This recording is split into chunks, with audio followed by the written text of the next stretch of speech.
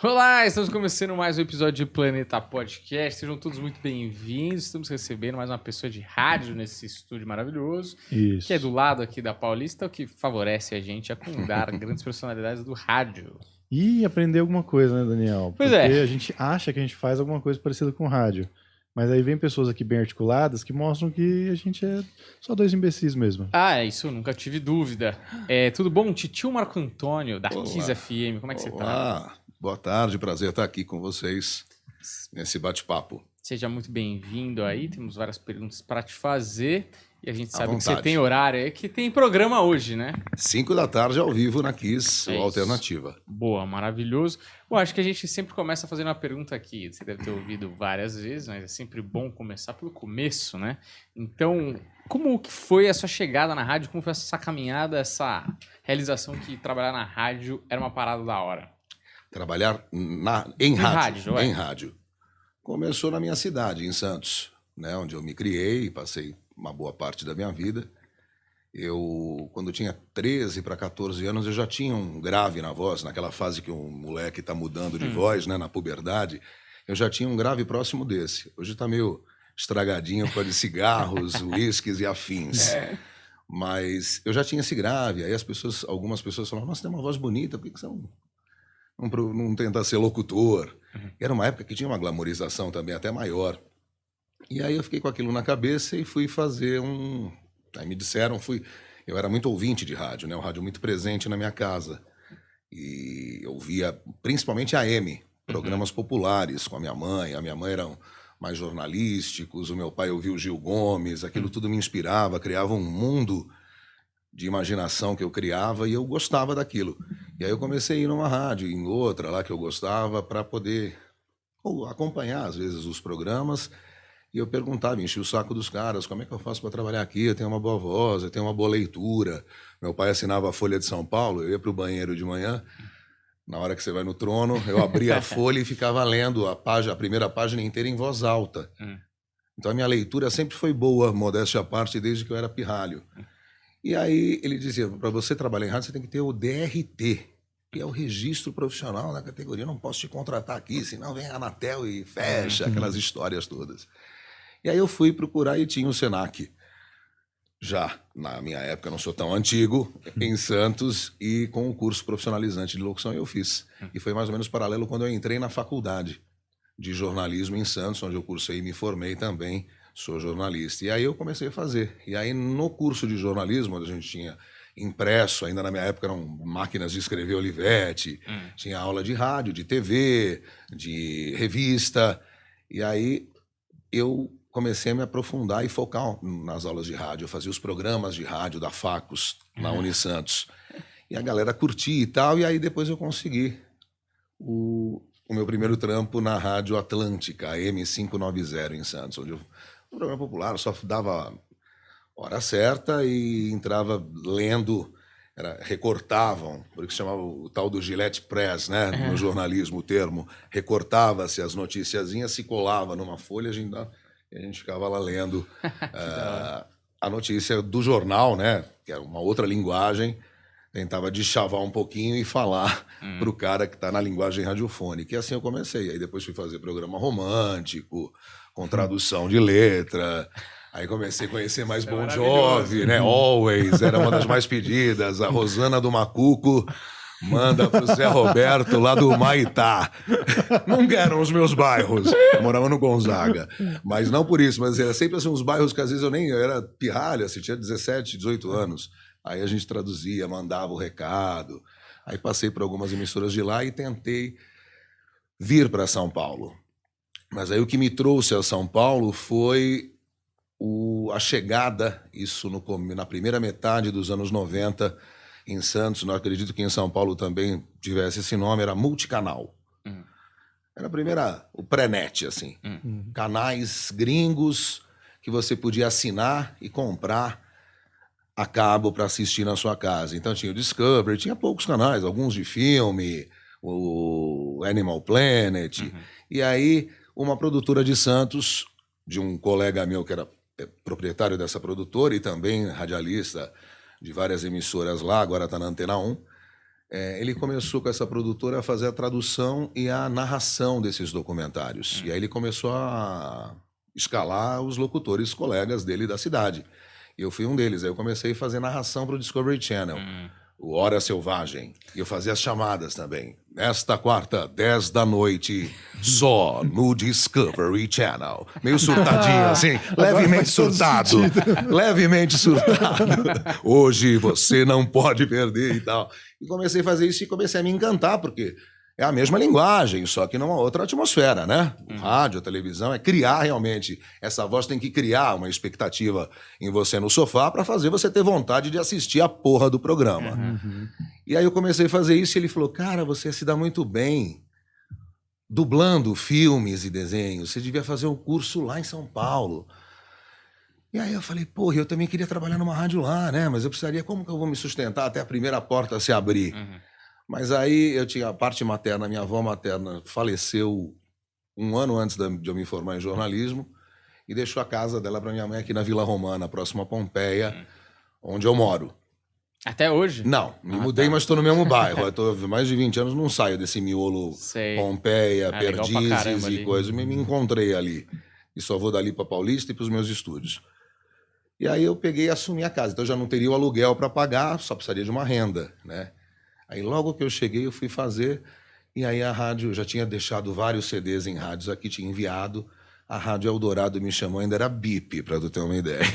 Recebi aquele teletrim vibrando na minha calça, entrar em contato com a Rádio Eldorado. Eu falei, porra, alguém ouviu o piloto. É difícil também o cara que começa em rádio. Porque não basta ter o TRT, não basta ter o talento, é uma combinação de resultados, ele precisa que o cara tenha uma sensibilidade e ouça. Sim. Não jogue fora ali junto com o envelope, outros tantos envelopes. E aí eles ouviram, você é jornalista também, você tem uma boa voz.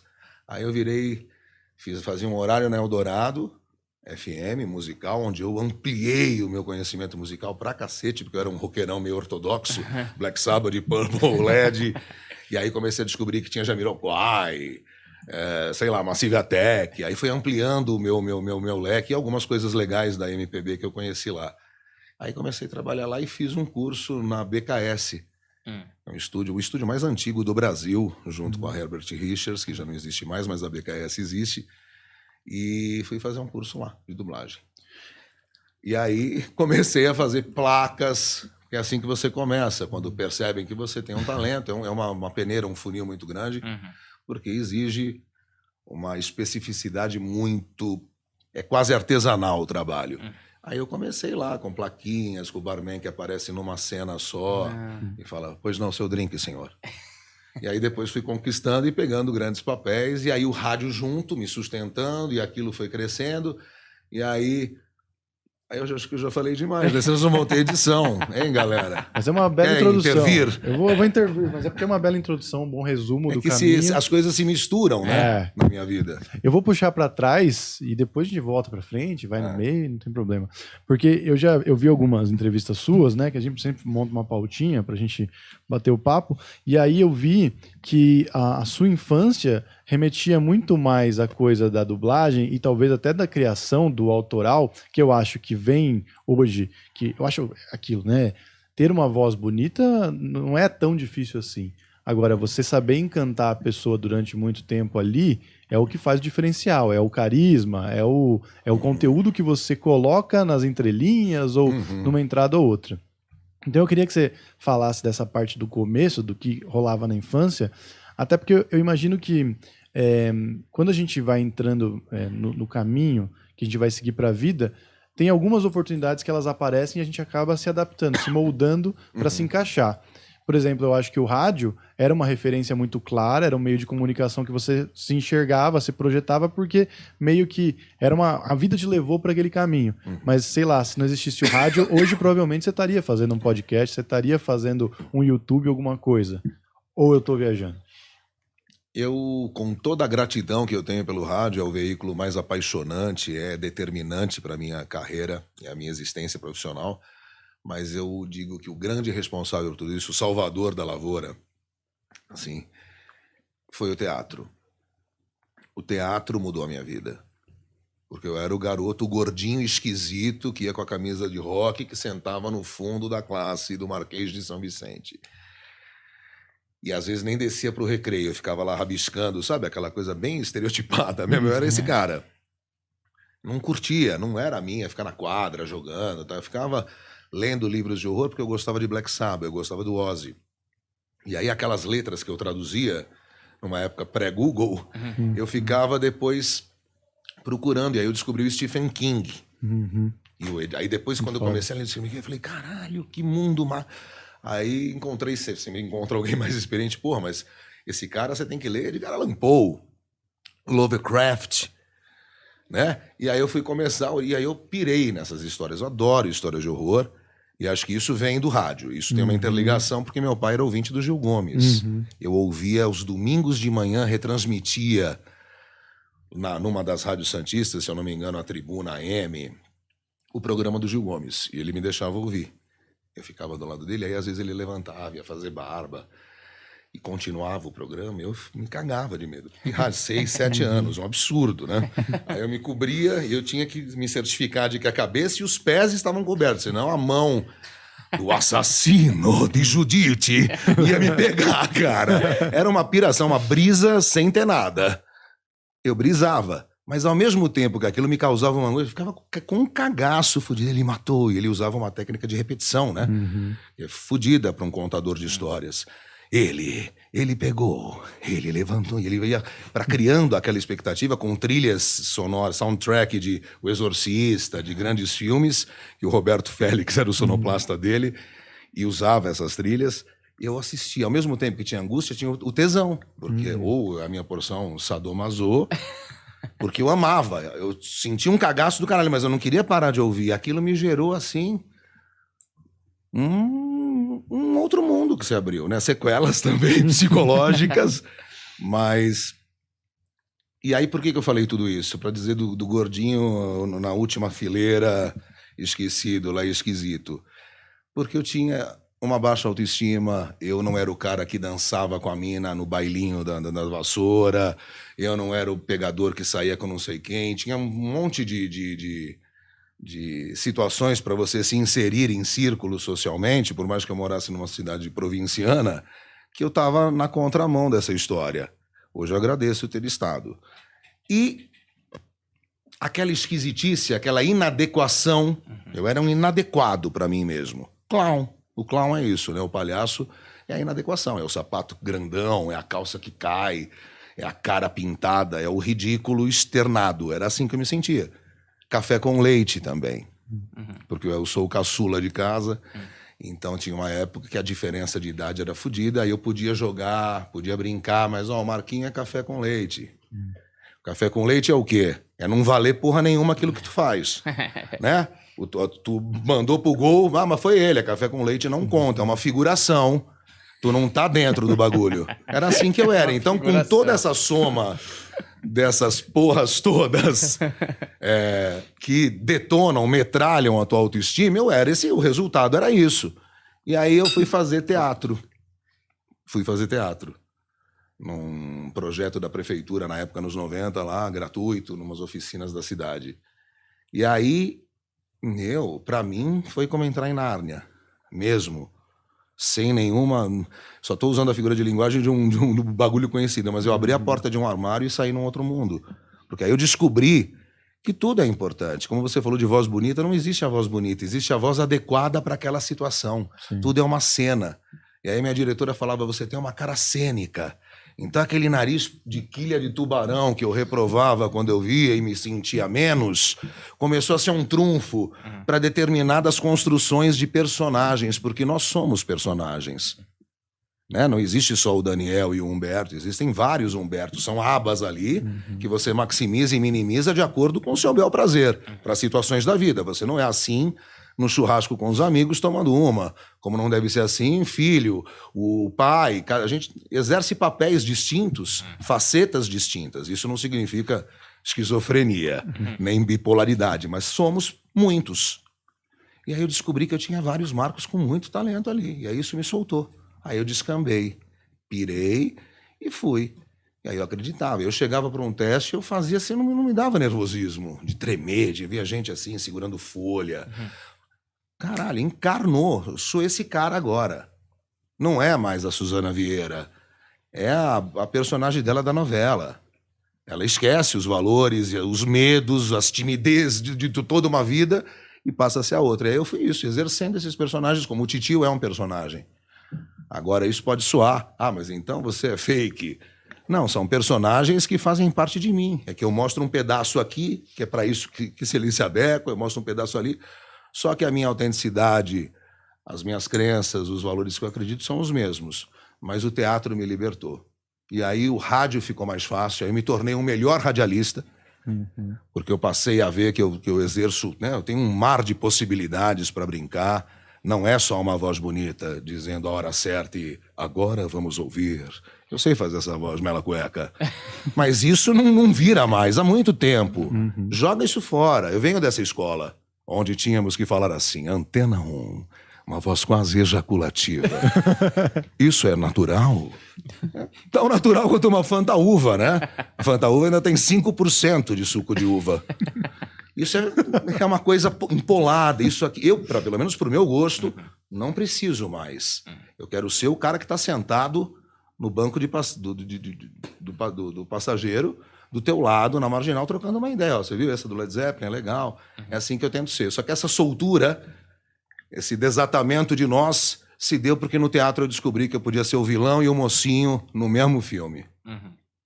E só uma dúvida aqui, eu sempre achei isso muito bizarro na rádio, quando o cara fala. E tem umas rádios populares que é um outro tipo de voz. Um sorriso ali mesmo.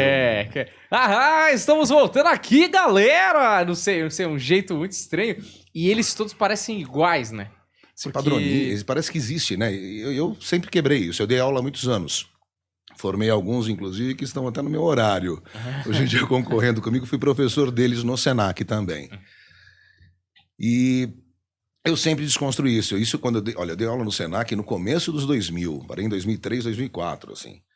Eu já desconstruía isso, porque para mim nunca foi padrão. Mas era orientação da rádio ou não? Existe, eu não sei, alguns diretores artísticos cismaram que a locução jovem tem que ser aquela coisa corrida. Transamérica, eu acho cansativo, eu acho over a todo momento. Claro, se esse é o seu estilo, sim, mas é que não é o seu estilo, é uma pasteurização. Todas as rádios jovens têm que ter aquela locução pra cima, a popular tem que ter um sorriso legal, a Marinette faturou. Eu sei fazer isso, eu fiz rádio popular. Mas eu sou meio fora da casinha. Sou contra esse binarismo. Não, vamos quebrar, seja você, dá pra conversar. Eu posso, com o meu estilo de locução da Kiss, eu poderia fazer a Transcontinental, trocando ideia, naturalmente, como se fosse um brother meu na minha casa, só que ao invés de falar ouvimos Black Sabbath, eu ia falar ouvimos o quê? Tempo para uma, sei lá, Exalta Samba. É isso. Eu não conheço muito as outras coisas. Também não. Falaria, tendo um script ali, a gente é ator, atriz. Eu indico isso para todo mundo que vem falar, como eu posso ser? Não importa, trabalhar com Bitcoin, mercado financeiro, eu indico teatro. Porque você não significa fazer teatro, não significa que você vai ter que viver disso e fazer teste para entrar na malhação. Significa que é você fazer uma imersão, eu acho que é uma imersão no autoconhecimento. É autoconhecimento antes de tudo. Você descobrir e desenterrar todos os seus fantasmas para poder criar coisas que às vezes estavam até ali dentro já adormecidas.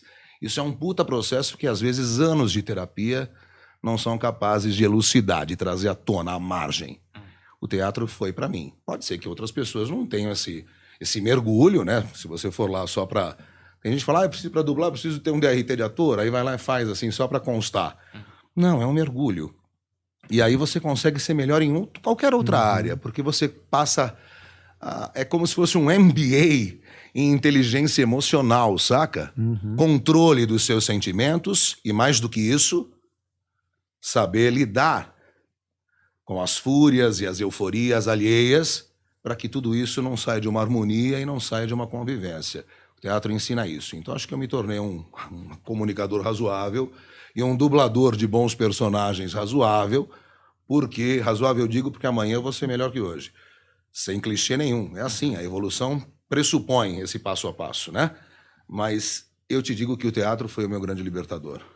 Eu acho que ele dá ferramentas, recursos, né, para você usar tudo que você tem, ainda mais que atuar é mesmo você tá sendo outro, você tem outro dentro de você. Então, meio que faz sentido. Sim. Agora, nesse processo de rádio, onde a gente sabe que tem esses clichês, e você faz uma coisa, que você tem uma voz tradicional de rádio, mas você tem muita personalidade no que você faz.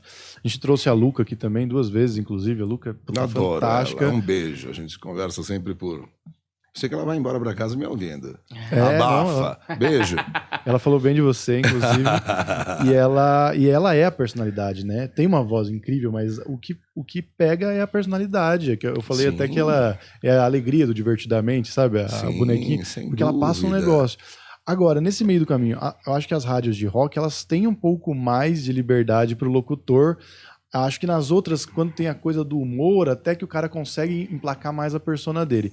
Mas esse meio do caminho de rádio, onde você tinha muito claro que o ideal era que a sua personalidade sobressaísse, esses recursos que você teve era para construir a melhor versão de você para isso, teve no meio do caminho atritos e dificuldades em brigar com esse rádio tradicional, e hoje a gente vê como meio chato, mas eles tinham um motivo para existir ali.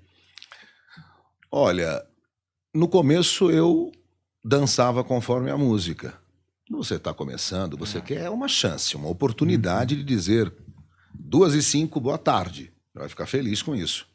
Eu me adequava. O perfil da rádio era esse, eu começava a ouvir aquela rádio e ia na mesma melodia do que estava sendo tocado.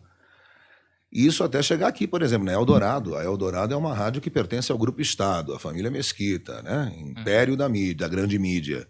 Tinha todo um padrão, um manual de redação ali, impresso em várias baias. Na minha época, eu fui para Eldorado em 98, eram baias divididas assim, um manual em cada uma, onde você tinha que consultar qualquer dúvida. Palavras proibidas, termos coloquiais, jamais. Uma rádio mais formal. Isso eu digo até no AM 700 kHz, onde eu apresentava o Estadão no ar. Eu era o âncora. E chamava um giro de repórteres, como a Band News hoje faz, como a CBN faz. Vamos agora a Brasília com o repórter Fábio Portela. Por favor, quais as informações? Não tinha margem para brincar, para dar uma risadinha e chamar a sua colega de cacareca, como eu faço no Alternativa. Não cabe. É bom senso também, né? Sim. Eu era o Marco mesmo, mas um Marco mais... não vou dizer engessado, mas dentro do meu bom senso, dando notícias onde eu precisava transmitir uma isenção, apesar da grande mídia nunca ter sido, mas eu precisava, principalmente os Mesquita, precisava, senhores feudais da mídia. Bom, precisava demonstrar ali que eu tinha algum valor, né? Começando em São Paulo, numa outra praça, num tempo em que a rádio só pegava na própria cidade, no seu próprio raio, né? Hoje o Alternativo, os caras me ouvem em Kiev, se quiser. Se o bombardeio estiver rolando e ele tiver uma boa conexão, ele consegue. Na minha época, as rádios de Santos eram em Santos, a rádio de São Paulo era em São Paulo, cada cidade que você ia. E eu tinha que ser mais formal, mais seguro, sério. Não cabia sorrisinho, brincadeirinha. Hoje em dia até eu vejo que elas mudaram, as jornalísticas. Eu sou ouvinte da Band News, por exemplo. Eles brincam, usam metáforas, figuras de linguagem no meio de um boletim de trânsito, porque eu acho que essa humanização é necessária. É isso que faz a diferença, né? Principalmente numa rádio como a Kiss. Alguém precisa de mim para ouvir Stairway to Heaven? Para você ouvir Tom Sawyer do Rush? Faça a sua seleção no Spotify. Não tem blá blá blá, não tem comercial de produto de limpeza. E você ouve lá a sua seleção uma atrás da outra. Mas por que o rádio não morre e supera os Spotifys e as plataformas de streaming? Porque tudo bem que as plataformas também oferecem bons podcasts. Claro, isso também está mudando, né? Mas eu digo, o rádio está lá, com um cara, trocando ideia, se sentindo próximo, o fator surpresa, o que será que vai vir depois desse Oasis? Né? A minha seleção, mesmo. Entendeu? Então, eu acho que... E o cara ser humano, né? Trocar uma ideia sem grandes... Naquela época, não. Aí eu segui a cartilha. Depois, quando eu comecei na Kiss... Um belo dia eu saí da Rua Pires da Mota, onde era Eldorado, depois de um jornal longo, de apresentar um plantão. E eu, no meu rádio ainda era seletor, eu tinha um cadete naquela época, final dos anos 90, um cadete GLS. E aí eu comecei a procurar o que eu quero ouvir? Ai, tava com saco cheio, não queria ouvir mais Massive Attack naquele dia. E aí tava tocando nunca vou me esquecer, adoro Pink Floyd, Interstellar Overdrive. Uma música que tem 9 minutos e 50 segundos. Eu falei, cara, não é possível. Tipo, entrei em OC, um das médias, OM, sei lá. Uma rádio isso era impensado em Santos. Mesmo nas rádios rock que nós tivemos lá, 2 boas rádios rock. Eu esperei acabar. Aí acabou, ainda ficou um tempo, se vê que era do vinil. Tocou assim, até aquele... Aí entrou uma outra música. Aí depois da segunda entrou um Kiss, uma vinheta gringa, Kiss FM. E, nossa, e aí deixei naquela sintonia. E aí comecei a me surpreender. Falei, não é possível. Coisas que nem na Enseada FM, a rádio rock do litoral, que na minha época tinha, e eu cresci ouvindo, tocaria. Né? Era tipo, Faroeste Caboclo não tocava. Quase 10 minutos. Tinha aquelas coisas de bloco, né? E aí eu fiquei pirado. Aí depois eu vi num jornal, assim, uma coluna, nova rádio Classic Rock, chega no Dial Paulista, assim, tal. E aí fui lá. Você foi lá fisicamente? Falei, eu sou da Eldorado, mas eu queria só deixar isso aqui sem nenhum compromisso, porque assim, é o que eu ouço na minha casa a vida inteira, o que eu ouvi na minha Telefunken velha, que ainda existe, uma vitrolona das antigas, aquelas que eram móvel junto. Embaixo você punha coisa, o vaso de flor artificial da mãe, aquela cafonice, era assim, o meu móvel, eu amava. Ouvia lá o LED 4, que é o disco da minha vida. E aí deixei com o Evaldo Vasconcelos, não, beleza, essa mesmo e tal. Fui embora sem nenhuma pretensão, e um belo dia estava lá na redação redigindo alguma coisa que eu ia gravar na Eldorado, e chegou uma mensagem, aí acho que foi celular, já não lembro, 2003, 2004, e era o convite da Kiss, aí eu larguei tudo lá.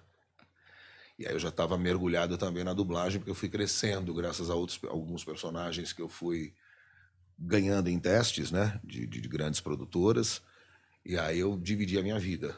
Um horário noturno na Kiss e durante o dia dublando. E assim está até hoje. Uma felicidade, porque fazer o que a gente ama, né? Pode parecer aquela clichêzão velho também, aquelas frases do Seu Madruga, mas não é. Porque você sente tesão, né? Então o hashtag sextou, pra mim é hashtag segundou, terçou, eu faço o que eu curto pra caralho fazer. Entende? Então, a vinheta, a abertura do Fantástico não me causa mais deprê, como me causava quando era pirralho, porque eu associava ao fim do final de semana, ia ter que acordar cedo, minha mãe já falava, arrumou a lancheira, não sei o quê, aquelas mulheres saindo da água. Aquilo pra mim era o fim, me dava um nó no estômago, e era Isadora Ribeiro saindo da água. Seminua, anos 80. Me dava um nó no estômago, que era o fim do não tem mais brincadeira. Não, eu tirava o interfone e não vai mais descer. E acabou. E aí segunda acordava nhaca pra ir pra escola. Hoje não. Eu acordo segunda feliz, cara, pra saber que filme nós vamos fazer hoje. Qual vai ser a minha pauta do programa? Acho que pra vocês é assim. É aquela piada, né? Eu acho isso muito aquela piada. Segunda-feira são ótimas, a sua vida que é meio merda. Exatamente. Você desenha, né, a sua realidade. Você constrói a sua realidade. Exato. É metafísica. Eu adoro. Mas a gente constrói, cria, aquilo se torna real pra gente. Você passa a ter o tesão naquilo. E eu não seria feliz se eu trabalhasse numa outra função, eu acho. Até porque eu acho que também não tenho muitos outros talentos, não. Sei falar. Preciso nem preciso trocar uma lâmpada no chão lá do meu jardim, não estou conseguindo. Eu sou péssimo em outras funções, sou bem setorizado, sei fazer diversão, entertainment. É engraçado, porque a gente fala sobre isso, né? Sobre a gente ser incompetente em outras coisas. Parece que faz sentido, né? Só faz sentido. Total. Como pai, não, porque esse palhaço que eu sou acaba divertindo as crianças. Então, acabo assim sendo o pai delícia para os finais de semana, bons passeios, eles curtem. Mas para outras coisas eu sou muito ruim. Organização, controle de gastos, né? Ir ao banco, né? Nossa, eu sou péssimo nessas questões de quer aplicar nisso, quer fazer não sei o quê, eu sei fazer diversão e eu quero viajar e comer bem. É assim que eu vivo.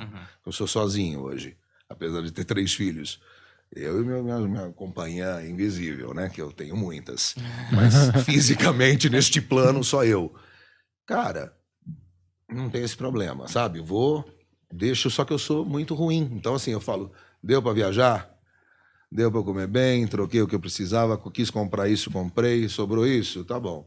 Não sou aquele cara que fica em tabelas 1000, sou um cara que gosta de me divertir, porque tudo é tão efêmero. Pode ser que eu esteja falando uma grande bobagem para outras pessoas que estão me ouvindo, né? Mas tudo é tão assim, né? Tanta gente que foi embora assim, amigos queridos, nessa tempestade que a gente enfrentou e ainda enfrenta um pouquinho há 2 anos. Tava ali, grandes amigos que eu perdi, Rodrigo Rodrigues, meu brother, cara, além de um grande vocalista, um repórter e tanto, que foi dormir bem, acordou e se fudeu e tá, hoje acabou tudo. Então, pra que eu penso assim, né? Acho que de tanto que eu li Osho também. Por que eu preciso fazer tanta encaralhação se daqui a 5 minutos eu posso já tá lá, no céu da Diná? Não é da época de vocês, da novela A Viagem. Pronto, fui pra lá. Aí acabou tudo, aí ficou, o que eu fico? O que ficou aqui? Ficou os bons sorrisos. Que não ficou. Mas aí vai ficar, porra, tinha um cara que eu ouvia de vez em quando, ele falava isso aqui. Pronto. Mas isso é deixar um pouquinho de legado, como diz o Cortella, né? Como vão lembrar de você, diz o professor Cortella. Grande figura. É exatamente a palavra, o legado, né? O legado ele não vai estar no investimento, na XP. Os números. Primo rico, entendeu? Claro que não, né? Nem em tantas batalhas, em tantos ódios vomitados, em ranços. Guarda a grana se você tem mais controle do que eu. Guarda aquele pouquinho todo mês e depois no fim do ano vai para um lugar legal que tu nunca foi. Tira umas fotos loucas, perceba o mundo diferente, porque daqui a pouco acaba. Eu perdi muitos mais novos do que eu e da minha idade. Olha que eu nem nos 50 cheguei. Então eu falo de que valeu, eu penso às vezes, né? Claro, por outro lado, então isso significa vamos ser inconsequentes e pisar na jaca, foda-se o amanhã? Não, mas dentro do mínimo controle, chega de tantas amarras, né? Não guarda aquela blusa legal pra caralho pra festa daqui 3 meses. Eu vou por hoje. Eu passo o meu perfume que eu curto hoje, porque daqui a pouco acabou. Então, quando acabar, vai ser como meu querido conterrâneo não, porque ele nasceu no ABC, mas foi pra lá e se criou o Chorão, que a gente nunca esquece, né? Que para mim foi um marco no rock brasileiro dos anos 90. Ele, não só o Charlie Brown, mas outras bandas que sacudiram o rock 90, ele viveu intensamente, fez tudo o que quis. Tinha todos os tesões e hobbies que ele realizava.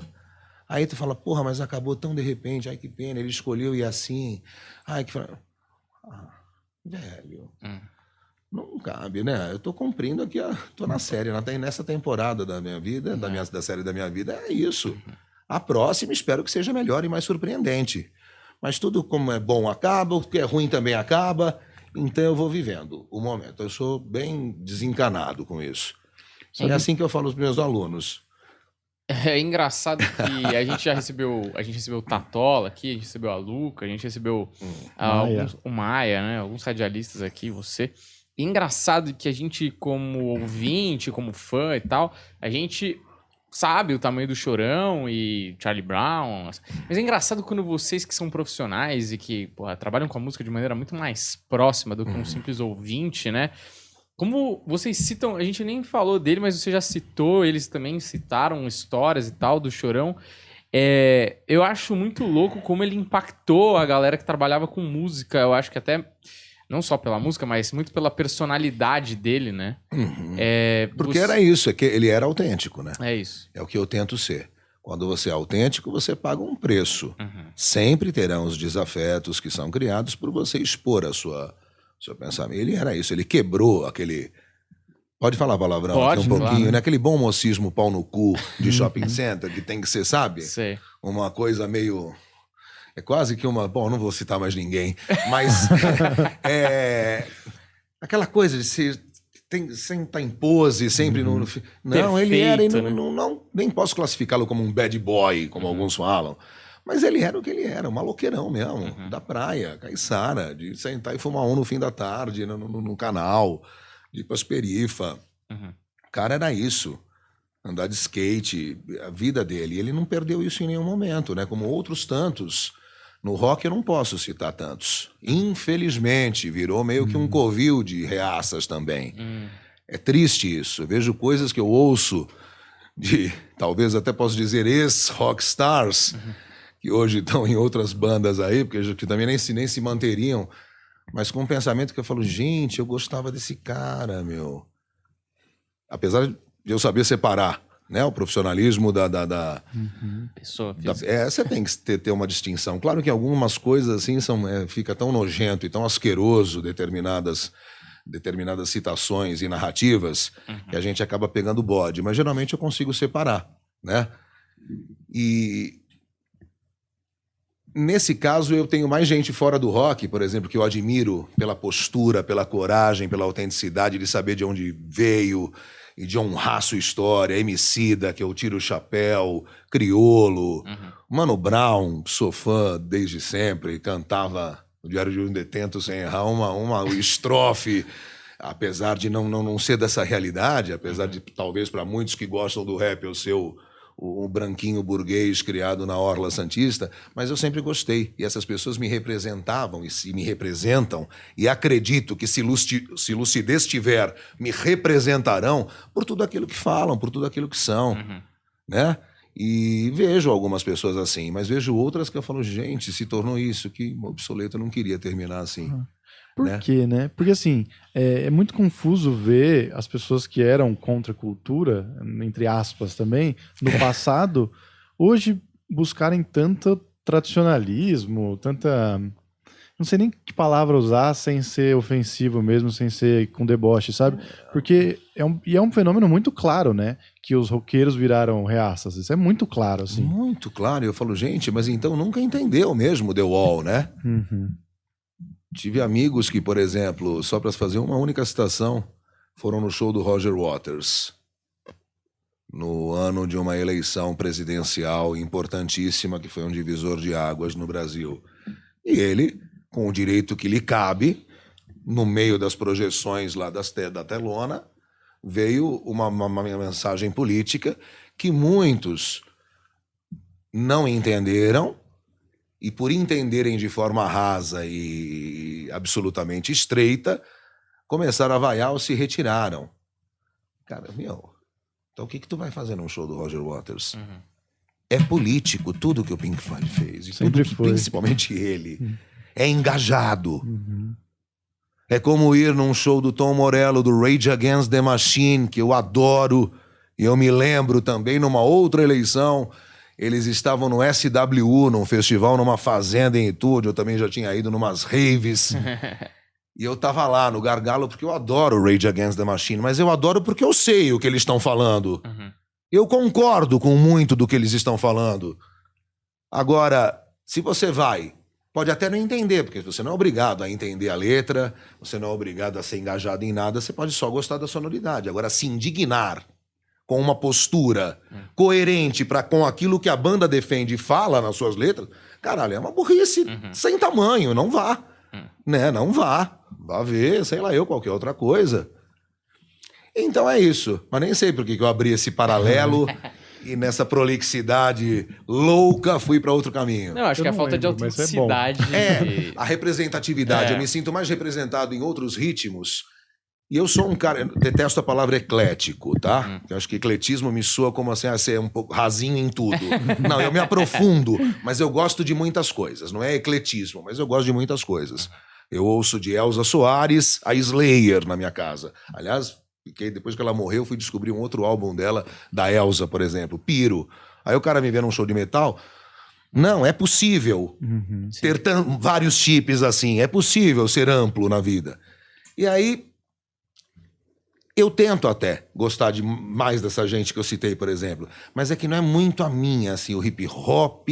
Eu ainda preciso, assim, talvez depois de 5 minutos eu já queira trocar, assim. Mas o que eles falam, me representa muito mais do que essa gente que parou lá nos anos 80, que só porque tem uma varandinha com uma churrasqueira elétrica gourmetzinha e consegue ter um carro importado financiado em 36 meses, se sente um pouco mais, pira um pouco, e aí quer ter um discurso mais excludente. Mas, quando eu digo reaça, não é uma questão de ser esquerda ou direita. Muito pelo contrário, porque eu tenho grandes amigos de todos os espectros. É você ser inclusivo ou não. É você aceitar o cara que pensa diferente, aceitar o cara da etnia diferente, do gênero sexual diferente. Todo mundo tá na mesma mesa tomando o mesmo vinho. Isso é o que eu penso. E não preciso ser nenhuma dessas coisas citadas para poder ver beleza e fantasia, como dizia o Renato Russo, nisso. É isso que eu penso. Só que tem gente que... E o rock ficou um pouco mais... Não posso dizer conservador, porque eu também sou conservador em algumas instâncias da vida, mas ele ficou mais... Eu posso dizer meio... Eu não queria usar nenhum rótulo, mas... Sei, reaça mesmo, eu vou ficar com reaça. Eu tenho vários sinônimos, mas eu não quero usar porque eu não sei se eu também posso dizer que é uma raiz fascista que a pessoa às vezes carrega, porque que tem um pensamento supremacista, porque acha que o cara da Paraíba que fala errado é menos que você. Esse pensamento nunca foi pauta na minha casa. Nós sempre tivemos um lar plural, onde todo mundo podia brincar, onde o filho da empregada e o filho da patroa iam na mesma escola. É assim que eu cresci e os valores que eu recebi. Então é difícil abraçar uma realidade que não inclua todos esses nichos. Para mim, essas minorias todas citadas em siglas e letras, que às vezes até eu esqueço, L, G, A, B, C, K, K, para mim nunca teve essa segregação, porque sempre foi tudo junto e misturado. E eu agradeço ter convivido com todos eles. Eu aprendo e ainda convivo, né? Ainda convivo com todos os espectros que você pode imaginar. E eu acho que é isso que é bonito. E o rock eu não sinto mais isso em grande parte. Não em muito. Tenho grandes amigos, e posso citar um abraço ao Nazi, meu querido, abraço ao Branco Melo, ao Miklos, ao Herbert, que está com uma turnê linda do Paralamas. Quem mais? São tantos que o pai tem agora um show que a gente vai fazer do Matanza. Um abraço pro Johnny London. Tem muita gente legal, né? O D2. Tem muita gente bacana. O Tico Santa Cruz, que eu gosto, o Clemente, que trabalha conosco, faz um programa e está à frente da Plebe do Inocentes. Tem muita gente bacana, mas tem uma parcelinha ali que é vergonha alheia. Aí eu prefiro botar uma Elza no talo. Deus me livre de ouvir essa gente, porque eu começo a me dar um fastio. Mas porque é sobre conteúdo, né? Aquilo, não importa a voz bonita, importa o conteúdo. Tão somente, não né? É? Tão somente. A gente sempre fala, a gente sempre cita esse exemplo, que é o Tropa de Elite, né? Que o Padilha fez um segundo filme, abrindo o filme, tentando explicar tudo logo de cara, como, tipo, Capitão Nascimento falando claramente o que eram as coisas pra galera não achar que... porque a galera romantizou, né, toda a violência, sim. Não entendeu nada do que ele quis no primeiro filme. Então ele, tipo, desesperadamente abriu o segundo filme falando, gente, a PM tem que acabar, é tudo uma merda. Tipo, parecia o Optimus Prime falando, olha, a humanidade falhou, a gente vai ter que acabar. É ruim, né, quando você tá numa fase da vida que você tem que explicar o óbvio, né? Você tem que lutar pelo óbvio, pela... eu acho que assim, a gente tá meio que num ponto em civilização versus barbárie. Entendeu? Eu sou um cara extremamente aberto, liberdade de expressão sempre... Mas eu ouço cada absurdo, que eu falo, gente, essa gente nunca leu, nunca... Nossa Senhora, que tristeza que é ver isso, né? Que pena que se reduz a isso muito do debate em todas as questões, até mesmo na questão de vida, né? Onde se posicionar a favor ou contra uma vacina que salvou aí, e podia ter salvado se tivesse chegado antes, pelo menos metade dos 600 e tantos mil brasileiros que foram para a sepultura... Quando o embate vira isso, A contra B, o que é? Mancha Verde contra Fiel? Não, é Mancha Verde contra a torcida jovem, vou puxar a sardinha pro Santos. O peixe. Não pode, eu também não sou, eu era da Sangue Santista quando era pirralho. Eu não sou de torcida organizada, apesar de torcer pro Santos, por quê? Porque tudo que é assim, na minha visão, seja ideológico, de qualquer lado, seja político, né, ideológico, religioso, porque a intolerância religiosa é algo também que eu vejo aos borbotões, ou esportiva, no sentido de um Zé Mané se vê no direito de rachar tua cabeça com uma barra de ferro porque simplesmente você está com a camisa do seu time do coração. Esse tipo de cegueira, que essas paixões desenfreadas e irracionais trazem, eu não quero para minha vida. Por isso que eu não sou militante de nada. Sou pela liberdade. Agora, quando você vê que toda essa liberdade que eu defendo desse bem viver e desse bom convívio está ameaçado pela intolerância de outros grupos, aí você tem que se posicionar um pouco também, né? Senão você vai só baixar a bunda e esperar o chute. Aí é uma questão da gente também ter que preservar o nosso quadrado. Mas é isso. E o rock hoje em dia, apesar de ter muita gente boa, a Pitty, que eu esqueci, que eu adoro, ela tá com um bom trabalho também novo. O Marcelo Nova, do Camisa, o Nazi, o Escandurra, que eu adoro. Tem uma parcela que realmente não dou play nem com uma peixeira na jugular. E o novo rock? Porque eu até anotei aqui uma frase de uma entrevista que você deu. Putz, eu não lembro o nome do site agora, mas é alguma coisa tipo de garotas no rock, alguma coisa assim agora. Eu não, Desculpa não lembrar o nome. Até pra não parecer que eu tô... Eu não lembro nem o que eu comi ontem. Eu sou ruim mesmo, é. Foi uma marmita fit que eu preciso emagrecer, mas não lembro o que tinha. Mas a frase era... Cadê? Eu anotei isso aqui. E a pergunta que eu ia te fazer era sobre a dificuldade que o rock tem para se renovar, né? E aí você fala que as emissoras jovens são imbecilizantes, que inclusive lembrou muito um trecho que a gente soltou hoje do Regis Tadeu, que ele fala assim que a maior tranquilidade do mundo... Científico, ele fala, de uma maneira científica. Olha, você sabe, todo mundo sabe, né, que a MTV hoje faz uma programação voltada para o imbecil. Exclusivamente para retardados. Exclusivamente para todo retardados. Mundo sabe. E aí, e a outra frase que está destacada é: o rock se perdeu. Porque vai falar do que hoje em dia? Eu vou dar uma atualização F5 nessa declaração para dizer que o novo sempre tem espaço. Eu acho muito bom o novo. Eu sempre busco novidades. Eu sou pisciano. Eu me enjoo fácil das coisas. Agora, ao mesmo tempo, é um paradoxo.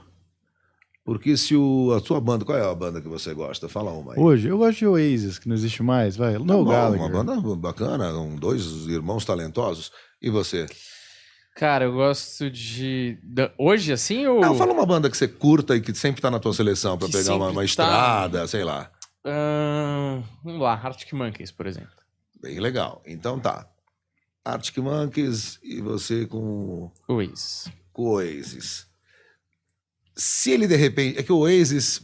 É que vocês também me fuderam agora. Não, mas são duas bandas assim, inventivas. O Liam, né, o Noel, com o trabalho solo dele é incrível. Umas pitadas de eletrônico, muita distorção. Mas se você pega, por exemplo, eu vou ficar no classicão, vai. Sei lá. Um Led Zeppelin, Black Sabbath, um White Snake. Se o cara faz... Se eles lançam uma coisa muito diferente, como aconteceu com Metallica, por exemplo. Tipo, o fã não quer, ele espera mais do mesmo. Ele quer aquele bom arroz com feijão gostoso para comer no dia seguinte, entendeu? O mesmo arroz e feijão, só que com um pequeno ar de novidade. Talvez com uma especiaria diferente colocada ali. Mas se sai daquilo, aí ele rejeita. Então, é paradoxal, né? Sim. Porque se sair daquela tríade que eu gosto... Aí, os caras piraram, partiram pro eletrônico. Não tem mais nada a ver com o que era. Aí começa a cuspir. Virou Nutella, né? Então, é difícil entender se vende mais porque é fresquinho ou se é fresquinho porque vende mais. Eu gosto de novidade. Eu gosto de uma banda que chama Primal Scream. Não sei se vocês conhecem. Não. Mano, eles têm vários álbuns. Cada álbum que você ouve é uma banda diferente. Não é aquela coisa que você identifica. Porque você pode ouvir um Led Zeppelin e você fala, nossa... Tem uma marca digital ali, né? Não, eles são muito, muito, muito versáteis e inventivos. Eu adoro o Primal Scream, por exemplo. Mas eu espero essa novidade. Agora a pessoa quer ouvir aquele... O AC/DC lança uma coisa nova, você quer lembrar levada, de Shoot né? Me All Night Long de alguma forma, entendeu? Mas aí Dos clássicos. não tá o problema aí? Porque assim... Claro, mas é um paradoxo, né? Porque, tipo, que nem Arctic Monkeys mesmo, é uma banda que... Acho que o primeiro e o segundo são parecidos, depois é tudo diferente, assim, né? Até... Sim, porque o Oasis e os exemplos que vocês deram, por isso eu falei, foge do que eu queria falar, porque são bandas que já estão mais... Até por serem bem mais novas, né? Se bem que nem tanto, né? O Arctic Monkeys... O Oasis tem o quê? Desde 94. Acho que é 94 o Oasis. Caramba, olha só. Né? Tempão, já é... Old school. Já tá virando flashback, né? Exatamente. Na sequência de classe da Alfa lá, já entra na madruga. Então a gente acha, às vezes, que é porque a gente também se perde um pouco na percepção do tempo, né? Eu tenho dificuldade de saber que eu tô com quase 50, porque eu me sinto aquele moleque, Não no sentido pejorativo do moleque, mas aquele moleque, aquele menino que andava descalço nas ruas de paralelepípedos santistas, jogando taco. Eu me sinto aquele cara. Eu só não tenho mais tanto fôlego, tô com quilos a mais, mas eu me sinto ainda. Eu acho que esse frescor, né, de você ter essa criança interior viva, faz com que a gente também tenha mais entusiasmo na vida. Entusiasmo é uma palavra que você deve carregar consigo, qualquer que seja o seu projeto, né? Sim. No podcast, você tem que ter um entusiasmo, não uma alegria descontrolada e boboca, mas um entusiasmo, uma gana, um tesão de fazer, que é o que eu tenho. Sento no programa, fico lá com 10 abas, vou nos portais de música, quero falar o melhor, essa gana. O dia que eu perder isso e tá lá protocolarmente, né? Mais um minuto e já estaremos te atendendo. No modo automático, não quero, cara. Eu não quero mais. Aí não me dá mais frescor, não tem mais Por mais que eu faça a mesma coisa todo dia, que é um programa diário, ele tem um ar de novidade sabe? Tô começando aqui um papo que vai ser diferente de todos os outros nesses últimos 16 anos, que é o que o programa tem no ar neste mesmo horário, das 17 às 19. Alternativa. Rock, trânsito, surtos de um tio velhaco também, e bons sons. Um setlist modéstia à parte, bem bacana, porque não tem muita... Tento evitar algumas coisas que eu acho que não tem a cara da rádio. Uma coisa que eu acho que também prejudica, talvez, pessoas de atitude ou genuínas ou autênticas na música, eu não sei se você concorda comigo, existe um patrulhamento, porque eu acho o seguinte, o ser autêntico, falar o que você pensa, ele sai mais caro, no sentido econômico, até de... Sentidos. Porra, você vai fazer uma propaganda de Homo Progress, meu amigo, você vai ganhar uma grana, agora você fala algumas coisas, você já não vai fazer essa propaganda da margarina, entendeu? Uhum. E tem o patrulhamento que é comercial, então o cara que é muito autêntico, joga a televisão do hotel, sei lá o quê, que também não acho que precisa tanto, mas assim... Sim. O cara que fala o que ele pensa e tudo mais, ele vai ser cerceado numa parte comercial e hoje ainda mais na parte do ser cancelado, né? Que é aquela coisa do... Sim. É que, assim, a autenticidade depende também, né? Porque você clicou ali em cima de autenticidade e abriu uma barra de menu. Exato. Porque, por exemplo, se o seu ser autêntico significa, por exemplo... admirar ou aceitar, por exemplo, uma visão nazi do mundo, Sim. Cara, essa autenticidade... tem que ser cerceada. Precisa ser. Exato. Precisa ser. Agora, a autenticidade de eu dizer, por exemplo, às vezes no programa que eu não sou muito fã de Beatles, numa rádio... que até uma das vinhetas é a rádio que mais toca Beatles, eu sempre fui Stones. Numa época em que, como diz a música dos Engenheiros, é uma grande mentira a música do Humberto Gessinger, que é outro cara que eu gosto e respeito. Gostei do projeto dele novo. Ele dizia, era um garoto, a versão, né, dele, era um garoto que, como eu, amava os Beatles e os Rolling Stones, os incríveis. Não dava pra amar os Beatles e os Stones, porque era uma rivalidade boa, né? Era como Corinthians e Palmeiras, né? E eu gostava mais dos Stones, sempre curti mais o Mick Jagger. E achava Beatles muito tati-bitati, apesar de... curtir, respeitar e reconhecer a importância absurda desses 4 rapazes de Liverpool para o mundo e para a música. Mas eu falo. Aí pode ser que um Beatlemaníaco fale, esse Titi não entende porra nenhuma, vou pôr na outra emissora, lá na concorrente, que você falou, eu esqueci o nome. Por quê? Porque as pessoas são passionais também. Você tem uma tendência a gostar mais de quem pensa como você. Aí beleza. Ah, falou merda, porque fez uma análise contra o seu time de futebol, é um analista.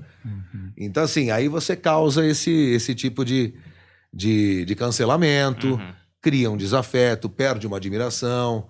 Às vezes, eu já falei coisas assim que às vezes eu, tipo, a partir de hoje não ouço mais o seu programa, porque discordou de A ou B ou C que eu tinha falado. É triste isso, né? Porque se você deixa de ver, ouvir... ou comprar em empresas que não pensam 100% com os seus valores e como você pensa, você vai virar, daqui a pouco vai ter que morar lá com o Dalai, num monte no Nepal, porque eu estou cercado de coisas. Espelho, né? Tem empresas que eu sou cliente e que eu tenho certeza que eu vou discordar do pensamento do dono da empresa. Tem algumas que eu sei até, outras eu jamais entraria, né? Por exemplo, tem loja que eu não entro, mas nem com uma peixeira. Vou entrar uma estátua da liberdade na cara. Não entro. Mas vou lá comer na lanchonete, preciso saber para quem o cara torce, para quem que religião ele tem. Não. Só que as pessoas misturam isso quando é o entretenimento também, né?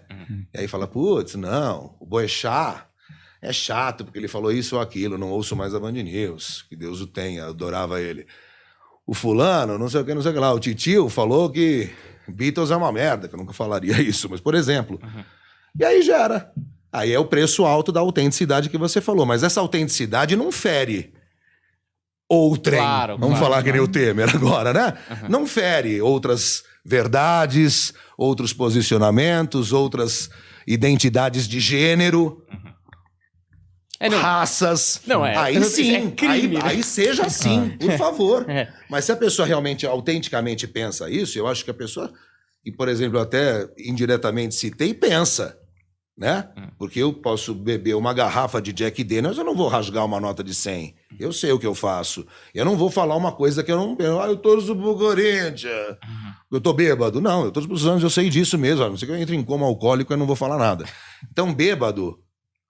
ou sobre qualquer outra substância, você sabe as coisas que você acredita. Então, se você traz aquilo à tona, é porque você já tem aquela verdade dentro de si. Ou aquela escrotidão de mandar num grupo de zap que uma mina é gostosa, mas é pobre. Esse tipo de coisa, pode falar, não, o cara é assim, autêntico. Podemos discutir essa autenticidade? Não, claro. Como um desvio? Na minha cabeça aqui, a autenticidade foi uma parada do sentido de... como a gente falou anteriormente, da pasteurização da opinião, Exato. A pasteurização de comportamento, o cara que, ele faz tudo tão perfeitinho, tão certinho, aquela máscara ela é tão intocável que ele pode vender desde Colgate até a Michelin, porque aquilo vende, o cara vira um coringa pra todos os tipos de programa, porque na verdade o coringa, ele é um cara que encaixa em tudo, porque ele não é nada. Ele é plástico, né? No sentido de ele pode se moldar. É um pouco de tudo e um muito de nada. Exatamente. Eu não quero ser assim. Então, o cara que mesmo você... Mesmo que você sendo assim, sua renda quintuplicaria. Velho, eu quero, como eu te disse, que eu vivo muito agora, né? Eu quero viver bem. Eu quero assim, 2 vezes por semana eu gosto de comer sushi, eu quero viajar, eu gosto de comprar bobagens e bonecos caros, que não tem muita explicação, porque aí são paixões. Se tá dando pra fazer isso e ainda sobra pra um quais, pra ajudar a fulana, pra fazer a sacolinha no fim do ano, pra vestir uma criança, tá bom pra mim. Pra que eu preciso ter 5, 10 vezes a minha renda pra poder ser essa coisa plástica e insossa? Não, eu assim, entendo quem faça e acho, isso não é uma crítica nem um juízo de valor. Não é a minha praia, não me enquadraria nisso. Então eu pago o preço que você falou, sou autêntico, tenho cor, quando eu não gosto de alguma coisa eu falo, quando eu acho um ingresso caro, às vezes falando do próprio patrocinador, já cheguei a falar, por exemplo, nossa, salgadíssimo, hein? O cara que vai em 3 vai pagar 200 e pouco, porque é isso que o cara tá falando. Desculpa, sei lá... Pula-palusa aí que tá foda. O pessoal, alguns eles me conhecem, mas assim, às vezes é caro, né? Eu tenho, por exemplo, quando eu vou para um parque, para algum lugar, quando eu levo meus filhos nas minhas viagens, são 3, eu tenho 3, mas como eu sou separado, graças a todos os orixás, eu tenho a minha moça que me ajuda. Então, são 5 pessoas. Por exemplo, no ingresso a 250 conto, não é? Eu fico pensando nessas famílias. Salário mínimo aí. Não é? A família, às vezes não precisa nem muito, né? O cara que tem 2, 3 filhos pesa pra ele ir no fast food, no shopping, pra comprar o lanchinho kids lá com o presentinho. É caro, né? Então... Por que eu falei isso? Eu me perdi de novo. Não, porque eu acho que essa pasteurização, você não abre mão dessa sua autenticidade, mas eu acho, tá? Você tem um contato muito maior. Eu acho que na indústria musical, eu não queria citar nenhum nome, mas assim, você olha lá, o cara bonitinho, não sei o que canta a música do Luau, bababá, é o cara que estoura. E não tem o cara que vai lá e bota o dedo na ferida, não tem o cara que fala umas... verdade, assim, sacou? Sim. A gente acaba sendo... Mas eu te digo que é muito mais gostoso tá desse lado de cá, eu acho. Eu também nunca experimentei, nem queria. Porque realmente eu não gostaria de ser uma celebridade, um cara onde eu tivesse... Eu prezo muito pelo meu anonimato. Às vezes eu gosto de ir descabelado, com remela no olho, na padaria comprar alguma coisa. E aí, nessas horas, eu não curto que alguém venha falar, eu tô na minha. Isso não é estrelismo, não. É preservar mesmo uma coisa assim, separar o público do privado, né? Então eu fico imaginando o que seria, porque são essas celebridades que não podem fazer o que eu faço, qualquer um de nós faz, né? Ir no mercado, ir na loja de conveniência. Eu não curtiria ser assim. Mas essa autenticidade eu não abro mão. Talvez em alguma outra emissora, se eu estivesse, eu não teria liberdade de falar o que eu falo no meu programa, que eles me dão liberdade total, porque sabem que também, antes de tudo, existe um profissional sensato e um cara que, né, Bom senso, tem bom né? senso e sabe nortear bem onde ele quer chegar. Quando eu acho oportuno e pertinente uma crítica, eu faço e tenho essa liberdade. Eu nunca tive nenhum tipo de... Às vezes eles falam, pô, evita falar de certa coisa aqui ou acolá, vamos ser mais... Aí eu, às vezes, até penso, não, quer saber, vocês têm razão mesmo. Se o cara quer saber uma coisa mais, uma análise mais profunda de um acontecimento político, né? Tem as jornalísticas que fazem isso muito bem. Acho que o cara que procura aqui quer um pouco de frescor, uma informação leve, uma dica de um filme musical que estreou, uma dica de um show que está chegando, e é isso que eu faço. Né? Mas, vez ou outra, num giro de manchetes que eu dou, eu vejo alguns absurdos que aí eu acho que tem que ser comentado e é oportuno. Não para fazer a cabeça de ninguém, mas para propiciar que essa pessoa no dial tenha algum tipo de reflexão, né? Mesmo que seja a indignação por discordar de mim. Mas ruim é quando fica naquele mais ou menos, né? Água de salsicha em terceira fervura. Não serve para nada, nem para reuso, né? Aquela água laranja. Isso aí, assim, mais ou menos, essa nota 5 aí eu nunca quero ser. Prefiro que não gostem. Ou que gostem. Mas o titio tem uma cara, ele tem um posicionamento, né? Como diz meu amigo, neutro é shampoo de criança. Agora, essa autenticidade é o que atrai o ouvinte mais fiel, né? Só que o ouvinte de rádio, a gente até falou isso com a Luca também, e a gente trabalhou por muito tempo com o Bernardo Veloso da Energia 97, e ele contava algumas histórias, e a gente vê que o ouvinte de rádio é o ouvinte mais fiel que existe, porque ele praticamente tá com você todos os dias, né? Então ele meio que entende você, ele se conecta muito com você. Só que ao mesmo tempo é também um ouvinte, em alguns momentos, talvez desperte mais, porque também vem de um lugar solitário, onde a relação é direta, né? Ele não tem, às vezes, uma relação com amigos e aquela rádio é ele e Pode ser aquele gordinho esquisito lá do fundo da escola, da minha classe. Mas se for o gordinho esquisito, tudo bem. O problema é, como a Luca contou, um cara que se esconde atrás do carro dela e bota uma faca no pescoço, uma tesoura no pescoço dela. Aí, Misery. Exatamente. Aliás, um dos melhores contos de Stephen King, Louca Obsessão, eles puseram esse título péssimo. O Beto ganhou esse livro aí. E, aliás, a Mel Lisboa está em cartaz aqui em São Paulo com o espetáculo Misery. Deve ser bem, eu não assisti, vou até ver porque eu adoro a obra. Essa louca obsessão existe. Como dizia uma amiga minha de Santos das Antigas, que falava tudo errado, ela fazia, tem de um tudo nessa vida. Tem de um tudo. Porque você acha de tudo, né? Eu tive uma vez uma pessoa que chegou no programa, assim, já faz um bom tempo, com 2 caixas de sapato. Ela falava assim, mandava, numa época que ainda era mensagem, não era, nem tinha WhatsApp, adorava, não sei o quê, mas até aí, fãs, gente que fala que adora, todos os dias, né? A gente recebe, eu acho isso muito legal e salutar, fico feliz com essas pessoas que gostam da gente, é a razão da nossa existência. Mas ela chegou com 2 caixas de sapato e dentro dessas caixas tinham fitas cassetes, um monte. Que, aliás, também, hoje é até nostálgico, eu adoro. Tenho, inclusive. E aí, essas 2 caixas de fita cassete, aí tudo escrito alternativa, com a data naquele papelãozinho da caixinha. O que é ela? Eu não vou falar o nome, que eu lembro o nome nesse caso. Tem coisas que marcam, né? Mas o que é essas fitas? É porque eu gravo todos os programas, eu só tiro o comercial e as músicas, para não ficar muito grande. Não seria uma fita por programa, né? Então ela só pegava as minhas falas. E eu falei, e o que você faz? Para guardar. E depois, às vezes, no fim de semana, como não tem programa... Aí, tipo assim, honestamente, eu não fico feliz, porque eu me assusto. Né? Lógico. Não pode ser saudável isso, né? Ninguém faria isso. E eu fiquei assim, eu falei, nossa, porque aí eu ouço você, eu gosto de ouvir sua voz, e aí eu fico ouvindo, eu fiquei assim, chocado. E algumas pessoas na rádio até... Mas em nenhum momento eu desrespeito, porque é a verdade dela, cara, merece respeito.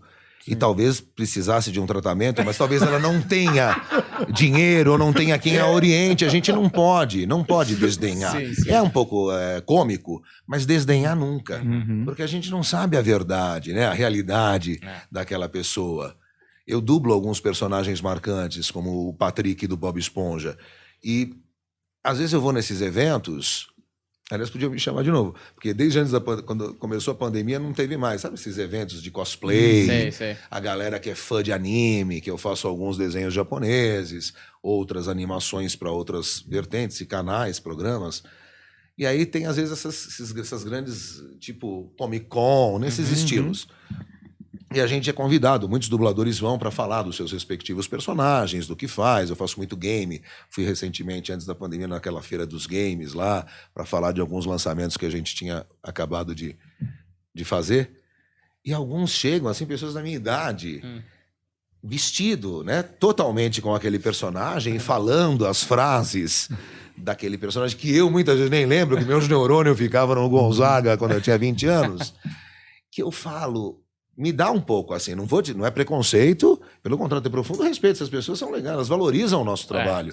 Mas às vezes eu me assusto, que eu falo, gente, mas será que ele encara mesmo que ele é essa figura?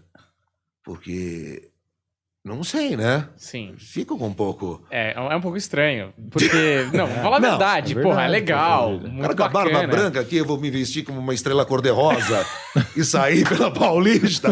Ei, Bob Esponja! Cara, tem um limite de se ser, aquela pergunta que ninguém gosta. É o limite do humor, o limite da casa do cacete. Tem um limite. Não estou dizendo... A gente está na era de explicar o óbvio. Que essas pessoas não podem continuar indo e devem continuar indo em muitos eventos e serem felizes, gostam disso. Seja geek, nerd, o que for. Eu adoro todas as tribos. E a gente faz isso, esse conteúdo. Logo, essas pessoas estão com a gente. Mas às vezes eu me assusto. Sim, porque eu, por exemplo, não fico. Eu vou ficar puto da vida, às vezes minha filha, tudo antes da pandemia, porque depois parou tudo, mas a gente ia muito em festa. Levava ela muito em festinha de criança, né? De buffet, da coleguinha da classe. Aí ela tive um dia que peguei ela pelo braço. Agatha, escuta aqui. O papai não curte que você faça isso. Ela chegava, você era batata, dava 10 minutos, vinha com 10 amiguinhas. Faz a voz do Patrick. Pô, você tá no meio de uma festa, mastigando a coxinha. Eu sempre tentava dar uma desculpa. O papai, então, infelizmente, eu preciso estar no... Qualquer desculpa esfarrapada, uma criança insiste. E aí você fica, como é que eu vou frustrar? Aí você faz uma frasezinha, as mesas do lado. Acabou. Porra, não é uma exibição. Eu não faço... Como é que chama? Do stand-up comedy.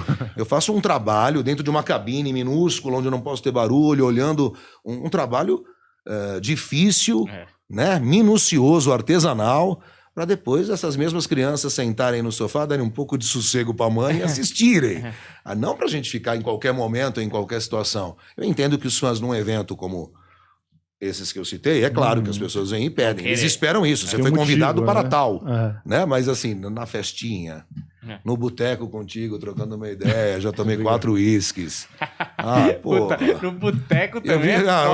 Tu é dentista? Dá uma olhadinha aqui. É a mesma coisa. É a mesma coisa. Eu sou um profissional, não faço pra brincar. Né?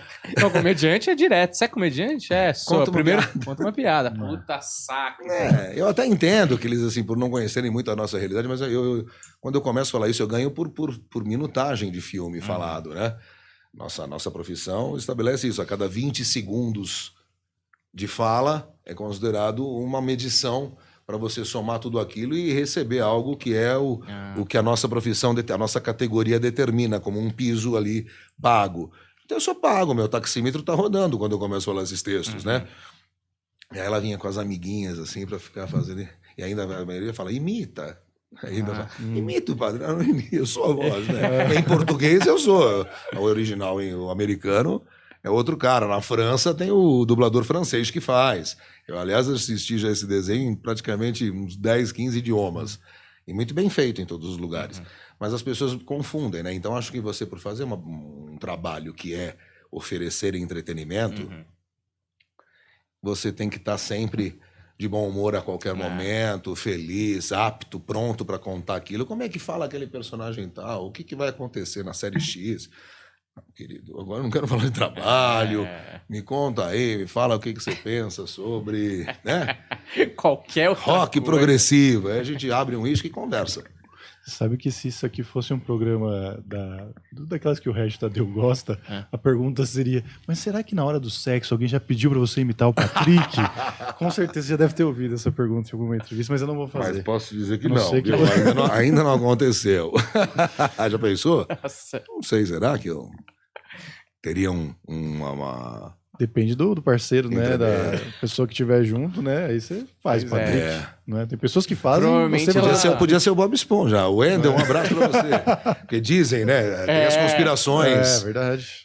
de que eles possam ter... Um caso, né? aliás, é um desenho friendly lá, porque eles fizeram eles tem uma campanha com os dois com a bandeira LGBTQIA+, lá, e acho muito legal isso, mas brincavam que eles tinham um caso. Então, com o Wendel. Queria que você contasse um pouco de como rolou, porque Como rolou o quê? a escolha para ser o Patrick, porque eu acho assim que o Bob Esponja, e se vocês sabiam, eu sempre faço essa pergunta, porque quando o Bob Esponja chegou, não tinha um desenho com esse tom, porque ele tem uma comédia que ela é fácil na superfície, mas ela tem muitas camadas.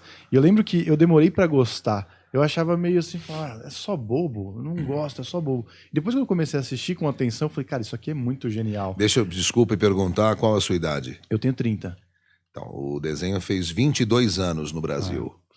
Então, Eu sei que foi um pouquinho antes da pandemia, nós fizemos até um especial, 20 anos de Bob Esponja. Então já são 22 para 23 anos. Você tinha 7. Talvez eu não Talvez entendesse.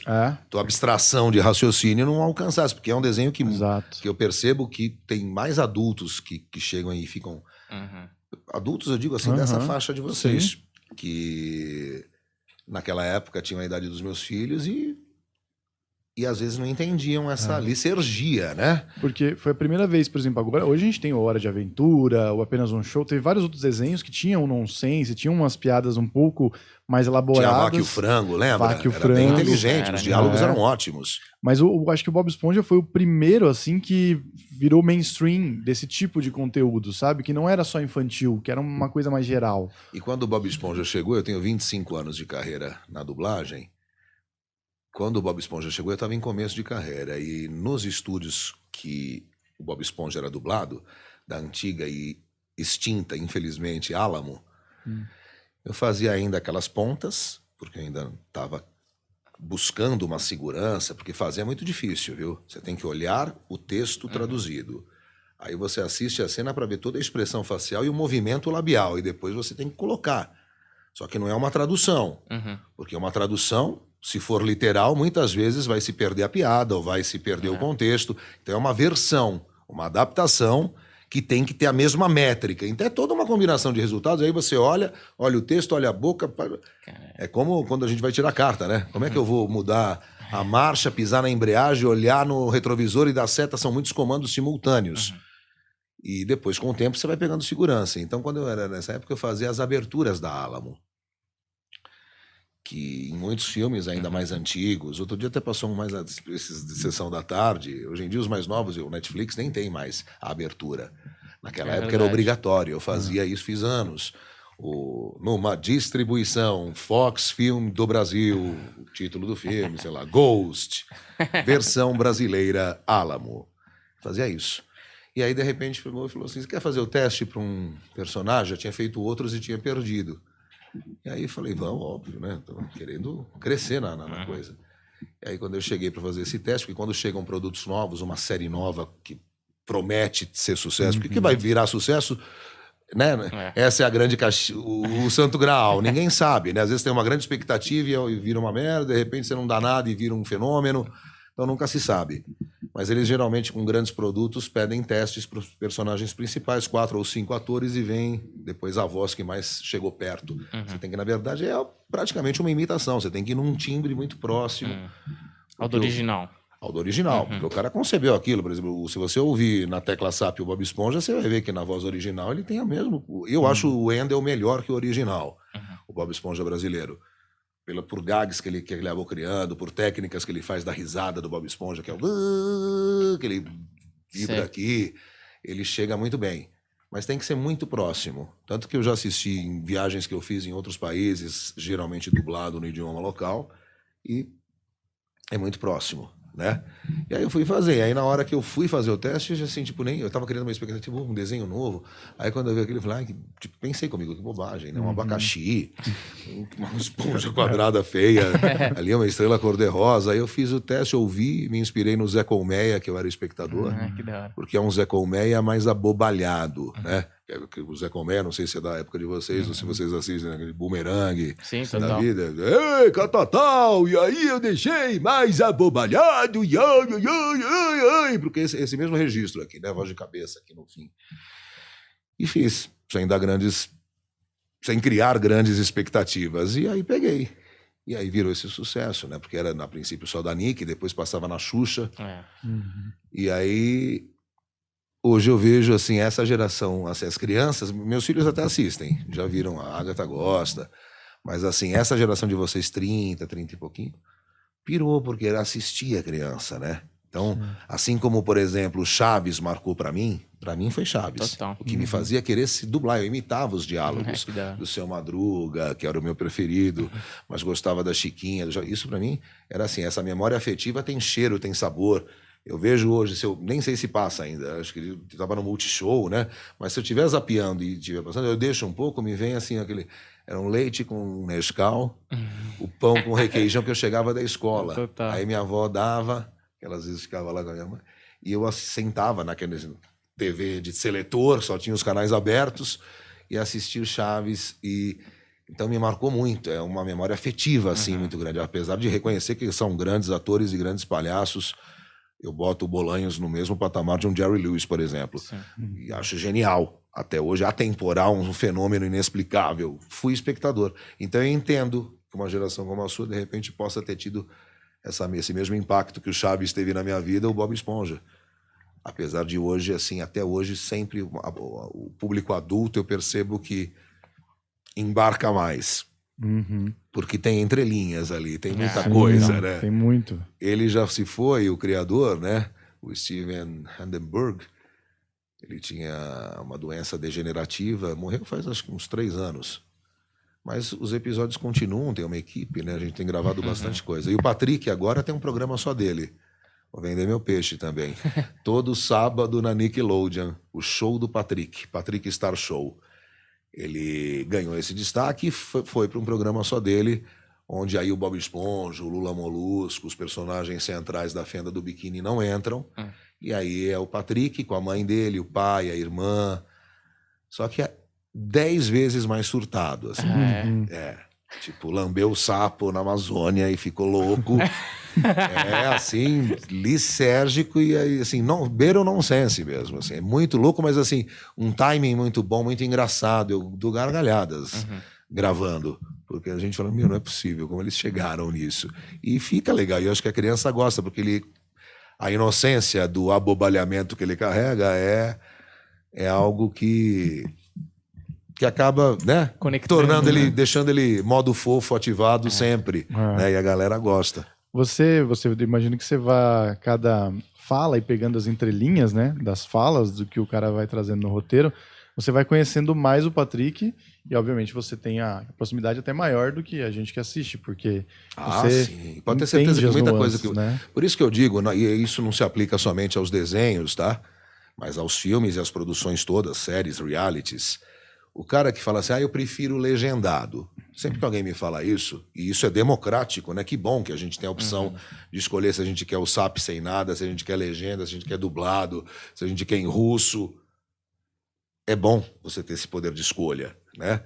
Mas eu sempre pergunto, você tem influência no inglês? Entende bem? Não sei nem falar. Aí eu digo, olha, eu acho que você vai perder muito do filme. Porque se você não tem influência e não tem conhecimento na língua inglesa, você vai precisar ler a legenda mesmo. Você não vai conseguir só de ouvido sacar todo o contexto. E você ler a legenda, o seu olhar, nosso olhar, por mais que ele seja tridimensional, né? eu consigo olhar para você e ver ele colocando água no copo sem desviar o meu olhar, mas eu não estou focado nele. Se o teu olhar está ali, naquela parte inferior da tela, tu perdeu o sorriso do gato de Alice ali em cima, num filme tão visual quanto Alice do País das Maravilhas. Você perdeu a beleza. Um filme visual com uma puta fotografia, para mim... Nossa. Ai, perdão, olha, derrubei até o... Cara, que velocidade. Molhou você? Você segurou no ar ainda, Olha, velho. vai dar um curto-circuito no microfone. Perdão. Bom que é emborrachado, tá tudo Você tranquilo. parou aí a gravação? Perdão, viu, Não, querido? mas pode... O Vini corta depois, mas se quiser continuar também, a gente continua com limpeza de mesa e tudo. Esse é o negócio do... Então, se você não tem influência, se você depende das letrinhas ali, naquele tempo rápido que muitas vezes você vai perder, você deixou de ver grande parte da fotografia do filme. E não só isso, e num filme de briga de gangue, por exemplo, 10 caras falando ao mesmo tempo, como é que você vai pôr 500 mil balõezinhos para identificar de quem está falando? Você perde toda essa riqueza do diálogo. Sim. Então, eu aceito quem prefere o som original, acho lícito e bom, puta, tu gosta de... Adoro espanhol, quero ver um Almodóvar no som original, adoro as gags do idioma, que máximo.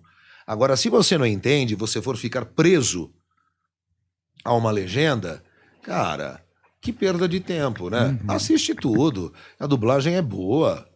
Sim. Né? Eu acho que isso tem um pouco a ver com preconceito imbecil e um pouco de síndrome de vira-lata que nós temos. De, às vezes, subestimar ou dar menos importância à nossa própria língua.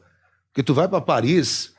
Tive agora, por exemplo, em dezembro, passei o final de ano em Berlim e na República Tcheca. Eu vejo pouco televisão, porque eu dou meus rolês das 8 da manhã, eu chegava que eu não tinha nem mais batata da perna, tanto que eu andava. Mas eu chegava e ficava zapeando. 100%, não só agora vi isso, em outras tantas viagens, 100% do conteúdo da TV alemã, pode ser o filme do Brad Pitt, ou pode ser a produção, é no idioma alemão. No idioma francês, se na França você estiver. Aqui, não, filme dublado, tem gente que ainda torce o nariz. Eu acho, se você tem influência, ok. Não, eu quero ouvir, quero enriquecer o meu glossário com verbetes e gírias novas. Que máximo! Só que o que nós fazemos, a legenda não faz. A legenda é quase, sem diminuir o trabalho dos que trabalham com isso, é importante ter, mas é quase um Google Translator ali. Não só respeita um pouco a concordância e a construção da oração. Mas expressões idiomáticas, gírias, sei lá. O bagulho tá 1000 grau, mano. Como é que você transforma isso pro francês? Até Se o você tom, for né? o bagulho tá 1000 grau, mano, procurar as palavras que... Não, o que isso quer dizer? Qual é a expressão que o cara da perifa de Paris falaria que seria o bagulho tá 1000 grau? É isso que a gente faz, adaptação. Para que a minha criança ria assistindo Bob Esponja com uma piadinha que seja do nosso uso, né? Da nossa linguagem do dia a dia. Então a dublagem eu considero mais do que necessária. Eu acho assim, se você não é um cara poliglota que vai... eu acho infinitamente melhor do que você ler uma legenda que tá ali dura, simplesmente traduzindo todos os termos. Aí o tá ligado, às vezes não quer dizer isso. Borboletas no estômago. Manja, que é uma expressão usada lá, para dizer aquele frio, famoso frio na barriga. Estou com borboletas no estômago. De repente, literalmente, não faz. A dona Judite de Jaboatão dos Guararapes entender isso. E ela precisa entender para gostar do filme ou da série. Então, o trabalho da gente é isso. É tornar aquilo crível para nossa língua, né? E ampliar também o teu conhecimento da nossa própria língua. Com as nossas expressões, a nossa língua é viva. Algumas caducaram, ou algumas expressões, ou gírias, mas a gente tem que estar sempre ali, né? E tem umas legendas que o cara não tá vendo, né, a imagem. Que você lê a legenda e você fala, mano, esse cara não viu o que tá acontecendo na cena. Porra, Porque um She Drives Me Crazy eu já vi uns... Ela dirige como louca, tá ligado? Pois Sabe é. uns negócios assim? Ótimo exemplo isso que você deu. Se o cara for literal, perde-se muito, né? E o que chega, por mais que nós tenhamos bons tradutores, excelentes tradutores na dublagem, muitos já, por trabalharem há muitos anos para os estúdios, que nós temos aqui, que representam a Paramount, a Universal, a Disney, o Discovery, que é um grupo gigante, com a BBC, com vários canais. Os estúdios têm bons tradutores que já têm familiaridade com isso. Então, os caras já fazem uma adaptação ali e colocam uma expressão que tem a ver com o que a gente falaria, né? Para que a piada funcione, se for um lance assim. Muitas vezes você perde, às vezes, a piada. Eu faço uma série, por exemplo, eu dublo um ator que é uma série que chama Bull, do A&E. E ele é um psicoterapeuta que tem uma equipe de advogados e aí ele treina essas pessoas para poderem ser absolvidas, o réu, absolvido ou não por um corpo de jurados, ele coordena tudo isso. A brincadeira é com o nome dele, Touro, né? Assim, ele se chama Jason Bull. E na abertura ele usa assim, eu sou o Bull. Mas, não sei, só que aí assim, não vai chamar Touro a série. Então, em alguns casos, não tem como. Mas assim, a gente dá nó em pingo d'água para que você tenha uma expressão e fala, meu, eu entendi. E eu até usei já isso em outra entrevista. Uma vez que eu estava na França e cheguei cansadão de um passeio, fui ligar a televisão, estava passando, não sei se era no TNT, Cidade de Deus, dublado em francês. Eu fiquei imaginando o trampo do tradutor francês e dos dubladores franceses, porque o filme é praticamente só em gíria. Né? O Dadinho, do próprio Dadinho é o caralho, meu nome é Zé Pequeno. Eu lembro que era Jean Petit. Como é, sabe? O Zé Galinha, que era o Seu Jorge. Um filme todo falado numa linguagem dos morros cariocas, em gírias e expressões idiomáticas. Se uma legendagem faz isso, destrói. Você não entende porra nenhuma. Porque... Tem que ser um brasileiro, né? Não pode ser um francês que fala português, né? Não, ou um cara que tenha realmente um conhecimento amplo da língua. Das duas, né? Das duas, porque eu pego muitos tradutores que às vezes conhecem mais o inglês, tradutores que trabalham pra gente, do que o português. Aí coloca uma palavra ou uma expressão que falam, não, gente, peraí, o que é isso? Não cabe aqui, né? Tudo também, você vai fazer um filme de época, você vai usar um determinado tipo de expressão que não vai caber num filme atual, contemporâneo, numa animação ou num game, né? E quando eu comecei a dublar, eu só fazia para os canais abertos, né? E pouquíssimos canais fechados que tinha, mas era mais conteúdo para SBT, Globo, enfim. E hoje, né, com as plataformas de streaming, a Netflix, a Amazon, eles oferecem praticamente 80%, 90% do conteúdo a opção em português, por preferência do público, não porque achem qualquer outra coisa. O público, em pesquisas qualitativas, indicaram que preferem o conteúdo dublado. Então, isso ampliou muito o nosso trabalho. Os canais fechados, os canais abertos, as plataformas com conteúdos gigantescos, são muitos estúdios trabalhando de 8 da manhã a 10 da noite, é um processo quase industrial mesmo. E um outro advento que também, assim, tipo, abriu um outro portal com N possibilidades e submenus, que foram os games. Os games hoje também, surpreendentemente, essa galera gamer aí, que fala, por mais que às vezes já fale inglês fluente, porque vai fuçar, aprende, eles preferem ouvir as vozes em português. Então, os games também trouxeram um outro filão para o mercado de quem trabalha com voz como eu, que se ampliou muito. Eu faço muito game hoje, quase que na mesma proporção que eu faço, não na mesma, mas um volume bem considerável, tal pau a pau com reality, animação, série. É um outro filão, né? Hoje é o mercado que mais gera grana, né? Oi? Hoje é o mercado que mais gera grana é videogame, ainda mais que o cinema, né? E aí, tem uma galera que joga e que pira também. O Juliano é um. É, O Juliano adora videogame e dublagem. Quando o Wendel veio aqui, ele tremia. Foi um negócio até constrangedor. Verdade, foi O bem Wendel é um complicado. querido amigo que me ensina. Ele dirigia os episódios do Bob Esponja no meu começo. Então, às vezes, eu tentava fazer aquela coisa, me esforçando ao mar. Olha, um pouquinho menos. Olha pra cara dele. Ele dá aula também, ele dá cursos de dublagem. Ele tem uma paciência, uma capacidade. Ele foi tipo, olha de novo, vê só a carinha dele. Você não acha que tá um pouquinho mais feliz do que você fez? E com esses pequenos toques delicados e pertinentes, sempre para poder empurrar o cara para cima, eu fui pegando macetes. E também foi importante, apesar de ele ter praticamente a minha idade, ele começou muito antes que que eu comecei, ele começou criança, então ele já era um profissional de anos quando eu comecei, então ele me deu muitos toques importantes, porque é isso, não basta também nesse caso a voz bonita, como você disse, porque não existe voz bonita. Não existe voz bonita, existe, como eu disse, a voz adequada a cada personagem. Um monstro satânico, eu fazia uma coisa meio satânica, dessas de sessão do descarrego, assim, aquela voz distorcida, que, tipo, é necessário para aquele tipo de boneco criado ali.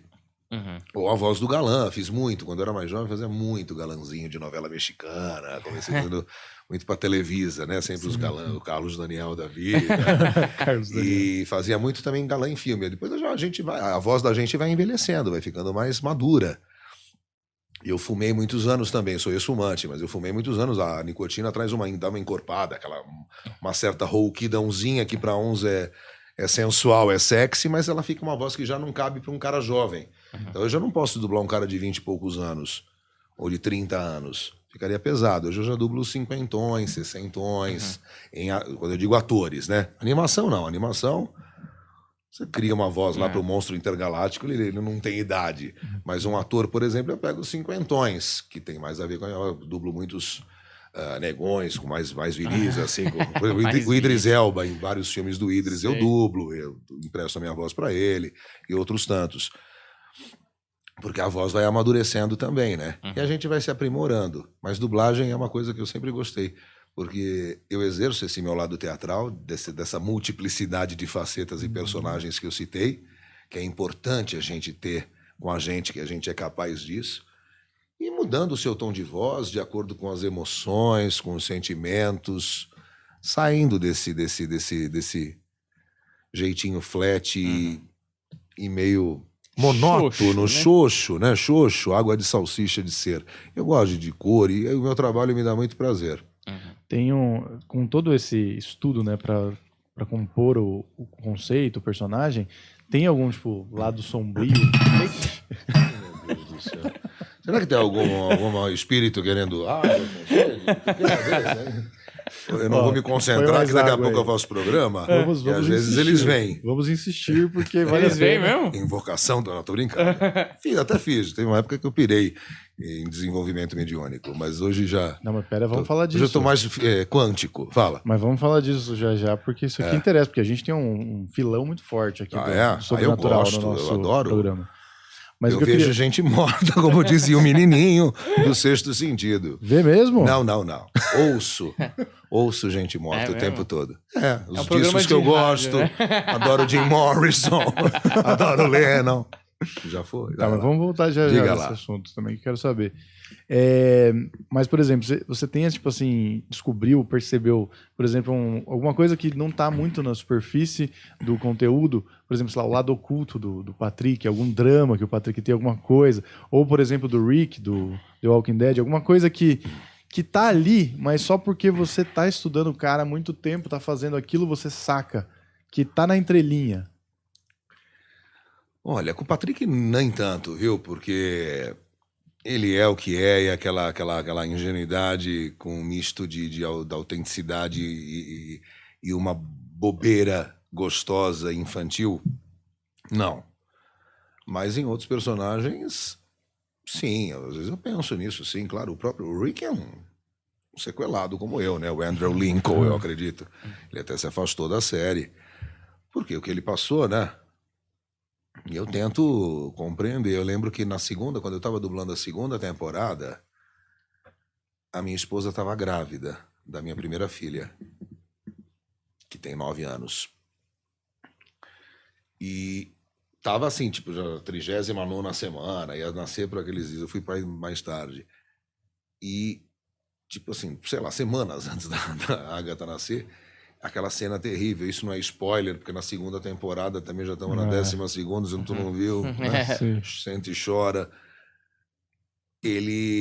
A Laurie, a esposa do Rick Grimes, é atacada por um zumbi. Ela tá grávida da Judith, que é a filha, que é a irmã do Carl lá. E aí ele e o Carl, o filho, quer dizer, o próprio filho e o marido, vocês assistiram? Sim, eu assisti, a segunda eu assisti.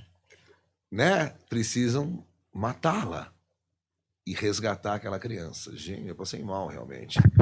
eu me envolvo, passei muito mal. Porque é uma cena muito forte. Eu acho que a série depois, ao longo dos anos, foi perdendo um pouco o rumo. Né? A audiência mostrou isso. Foi caindo a cada temporada, porque eu acho que não se tinha mais onde ir. Vários vilões criados, várias colônias, e aí tu quer... Eu sempre penso, assim, como criador de conteúdo também, que é melhor você deixar um gostinho de quero mais do que saturar o cara. Mas aí é a AMC e os caras que criam. Continua sendo uma boa série. Mas naquela época eu me prendia muito como espectador também. Porque quando você está dublando, você só vê as cenas, você vai correndo pelo timecode somente nas cenas do seu personagem. Você não tem a visão do macro. Né? Eu não sei o que acontece na cena do Lula Molusco com o seu siriguejo, se o Patrick não estiver nessa cena. A gente só vai nos timecodes. O processo é rápido, acaba um ator e entra outros. O dia inteiro todo mundo dublando, querendo entregar por um prazo de exibição. É tudo louco. Então a gente não tem essa ideia do que acontece se você não assiste. E o Rick fez aquela cena abrindo aquela barriga e tentando tirar a criança. E ela morre. E eu, assim, tipo, esperando a qualquer momento uma mensagem com o nascimento dela. Me deu um zorogodó, assim, que eu tive que tomar uma. Depois passei mal, assim, tive que sair. Vamos parar um pouquinho. Era o Silvio Giraldi, que dubla o Daryl. Ele que dirigia. Falei, Silvio, vamos dar uma paradinha, tô meio zoado. Porque é isso, você se envolve, né? Você chora. Eu sou um cara que tem essa inteligência emocional de controle, mas às vezes é mais forte que a gente, né? Eu dublei, por exemplo, Sempre ao Seu Lado. É um dos filmes mais grandes. Eu ouvi Radiohead, né? R.E.M. Aquela música Everybody Hurts, que foi considerada a música mais triste de todos os tempos, né? Aquela coisa assim, num quarto escuro. Pega a Gillette Whisky. Deprê, E Sempre ao Seu Lado é foda. Que é o Redick, né? O nome do cachorro. O cachorro que fica esperando o cara na estação de trem. Pra quem curte pet, eu sou gateiro. Adoro o cachorro também, mas tenho gatos e sou apaixonado por felinos. Eu me identifico com bicho. Prefiro bicho que gente, até. Pra ser bem sincero. Me dou mais com os meus gatos do que com muita gente que eu conheço. E aí vê aquela cena triste do cachorrinho. Aí Você dublou quem? Eu fiz um papel pequeno. Eu fiz o cara da estação lá, o maquinista. Mas aí vendo aquela coisa... eu parei uma hora assim, falei, vou pegar uma aguinha ali, que de vez em quando nos intervalos, a Alamo foi na Alamo também, um estúdio grande, com 3 andares, aí saí assim lá no coisa para pegar água. Aí me debulhei, me lembrei do Rex, que era um pastor alemão que eu tive na infância. Era uma raça muito popular na minha infância, nos 80, pastor alemão e piquinês em Santos. Toda senhorinha tinha aqueles piquinês laranja, assim. E pastor alemão era uma raça também que tinha assim, muito fila. São raças que hoje até praticamente se extinguem. E ele não era do pastor, mas assim, lembrava. Até esqueci a raça dele. É uma raça japonesa mesmo, né? Tem um... branco, lindo. Esqueci. E aí me lembrei do Rex, como eu chorei quando ele morreu. Minha mãe teve que inventar uma história que ele tinha ido para um hospital. Quando eu descobri aquelas bobagens de inventar mentira, que pior ainda. E aí depois, quando eu descobri, chorei, me lembrei. E parei para chorar. Então, trabalhar com emoções e com entretenimento, com sorrisos, com esses contrastes, é muito bom porque a gente também se envolve, né? É difícil ser um coração de pedra e o tempo todo impávido colosso. Seguro a minha onda em grande parte do tempo, mas tem vezes que eu me emociono. E esse filme especialmente, eu sempre conto essa história que uma vez eu estava com infecção urinária na sala de espera e estava no mute a TV, e estava passando Sempre ao Seu Lado. Eu chorei no mute. Eu não sei se eu tava abalado também por causa da infecção, tava mal. Mas eu falei, mano, o cachorro é foda, velho. É que não tem fala também, então o mudo ajuda, né? Não, o cachorro não fala ali, pô, tá com saudade. É que nem, mas que tu sabia o contexto já, né? Porque é uma história real. Não, Sempre ao Seu Lado, Marley e Eu, e aquela cena no... Háttico. O título do filme é Háttico. Aí, lógico, né? As distribuidoras escolhem ter um título com mais apelo, aí ficou Sempre ao Seu Lado. Mas Háttico o nome dele. Aquela cena também que tem um pouco a ver com isso do The Walking Dead, quando no Eu Sou a Lenda ele mata a Samantha, que a Samantha vai virar vampira, que ela foi mordida, cachorro, que é um pastor alemão, inclusive. Nossa, velho. Cara... Puta... Cena com cachorro... Mas é aquilo, né? Que nem aquela letra do Zé Cabaleiro, né? Ando tão à flor da pele que qualquer beijo de novela me faz chorar. Quando tu tá à flor da pele, ele terminou o relacionamento, pronto, tu vai... Você começa até a ver evidências. Começa a cantar e chorar, né? Você começa a ver sinal em tudo, né? Tudo. Começa a tocar Aí a fica música aquela da coisa rádio. frágil. A outra pessoa que tá beijando outra mulher lá, você fala, puta, podia ser a gente. Exato. Né? Aquelas coisas. Tanto que tem alguns filmes, por exemplo, que eu até me recuso a ver, a não ser que eu esteja numa vibe muito boa. Por exemplo, já faz tempo que tá na plataforma do Netflix. Eu nem lembro se eu dublei alguma coisa nesse filme. Mas eu me recusei a ver porque dizem que você chora copiosamente, né? O Milagre da Cela 7. Sei. Dizem que é Ai, foda, tá né? lá, vai ficar lá no menu. É turco, ficar né? na cela. Não, eu ando gostando mais de rir, cara. Porque a gente tá numa tempestade aí de 2 anos que mexeu com a cabeça de muita gente, né? A gente desenvolveu síndromes. Por isso que eu dizia sempre que o nosso trabalho, por mais que eu não trabalhe com a área de saúde e reconheça o heroísmo desses profissionais que, no auge daquele caos que a gente começou a viver de algo novo dessa pandemia, salvaram vidas, mas o meu serviço, o serviço da minha categoria, eu também considero essencial, o trabalhador do audiovisual, porque a Netflix, o Amazon, ou até mesmo o canalzinho aberto, ele salvou muita gente da loucura. Não podia sair, não trabalhava, a criança não ia para a escola. Não é? Não foi uma grande companhia. Fiquei imaginando na época dos meus avós, lá com a peste, né, que não tinha nem WhatsApp, nem iFood e nem televisão. Então, meu serviço se tornou essencial, porque as pessoas consumiam isso para esquecer um pouco a tristeza do mundo que pairava sobre tal. Não precisava nem ir tão longe. A gente falou, se essa pandemia tivesse sido em 94, só TV aberta, sem internet, que... Relações destruídas. Sim. Só telefone. Se a gente for ver, foi até melzinho na chupeta, né? Não minimizando a gravidade da doença. Mas assim, eu fazia com os meus amigos, meus brothers aqui de Santos, chamadinha de vídeo, de Zoom, todo mundo, num sábado, vamos fazer balada, todo mundo ficava fazendo seu drink com a telinha dividida. Isso tudo parece um frufruzinho bobagem, mas não. Isso era um paliativo, né? Um pequeno analgésico para aquela loucura toda. E mesmo assim, muita gente pirou. Sim. Então eu me sinto também oferecendo, jamais diminuiria, falando assim, isso não é essencial. Né? O seu serviço aí é uma das primeiras coisas que a gente corta se a gente tiver que eleger prioridades. Não, filho. Cinema, histórias, isso é inspiração, isso é insight. Isso faz a gente não apertar esse botão, apertar esse e mudar o curso da nossa história. Por isso que eu acho essencial quem trabalha com arte, com vida, com entretenimento, sentimentos, é o que a gente faz. E precisamos cada vez mais de incentivo, né? Porque não tem vagabundo nessa história, não tem leizinha nenhuma que banca ninguém, não. As pessoas ralam e oferecem distração, um mundo lúdico de outras possibilidades. Então precisa ter incentivo, né? Ninguém tá com o chapéu na mão, mas as pessoas precisam, a roda precisa girar. Tem gente que acha, para quem é estreito de ideia, para quem não vê nada além do preto e do branco, acha que isso é segundo plano. Sim. Né? Eu preciso liberar você, né? Que você tem programa daqui a pouco. Se tu deixar, não vai ter. Eu faço programa daqui por Skype. A gente vai falando entre as músicas. Eu falo bastante, viu? Mais que a mulher do Yakult. Mas é convidado assim que a gente gosta. Porque aí a gente consegue extrair do cara tudo que ele tem pra oferecer. Porque tem gente que fica guardando, fica escondendo a mensagem, eu conto as histórias A única mesmo. coisa que eu vou pedir pra acabar esse episódio maravilhoso é que você me deixou curioso. É só as experiências mediúnicas. Que agora eu fiquei curioso pra saber, porra. Se você puder falar uma história ou como que isso entrou na sua vida, e aí eu te prometo que te libera aí para o seu programa. O Oz é o primeiro responsável, porque tinha um pôster na minha casa ali, com um frango na boca. E eu amava aquele cara. E aí o Black Sabbath, eu comecei a ver aquelas letras, se você, né?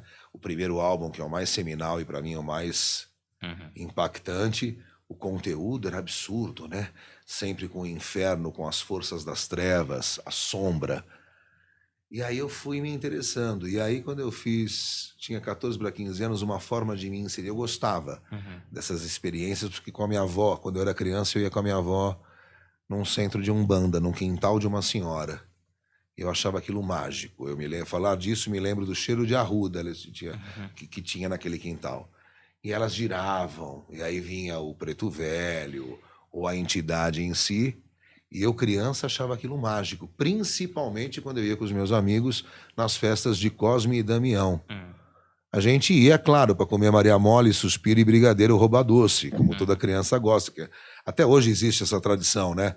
Festa de Cosme e Damião, você dá doces para as crianças, uma coisa até bem mais nossa do que um Halloween, se você for olhar, né? Porque era aquela coisa, o quintal de caquinho vermelho daquela senhora, Dona Cicina, lá na perifa de Santos, e a gente ia, e eu me encantava. E aí eu fui fazer parte da mocidade espírita de um centro kardecista de Santos, um centro muito antigo, e comecei a estudar. Sempre gostei muito de ler. Sempre troquei uma quadra de futsal por um livro. Sempre fui da parte de humanas e de conhecimento. Gosto, curto. E comecei a ler Kardec. E aí li toda a obra, né? O Livro dos Espíritos, o Evangelho, que é um livro de consulta diária, e o Livro dos Médiuns e a Gênese. Eram 4 obras básicas e você fazia estudos de desenvolvimento para discutir essa obra e se concentrar para depois, no final, tentar ver se era possível uma passagem via comunicação psicofônica, como eles chamam, né? Psicofonia, psicografia, no caso, a escrita, ou tão somente uma sutil presença ao seu lado. E eu curtia muito. Aí eu perdi uma prima minha muito jovem. Aí eu lembro que essa mesma avó minha, com a mãe dela, minha tia, foram a Uberaba e eu quis ir junto. E aí conheci o Chico Xavier. Conheceu? Sim, de longe, né? Sim, Era criança, tinha uns 10 anos. E aí aquele dia, porque eu falava assim, mas por que a gente morre, né? Aquelas dúvidas que uma criança... Mas aí vai aqui, tipo, em terra, aqui dentro desse túmulo, e fica aí, acabou tudo. Então, de que valeu, né?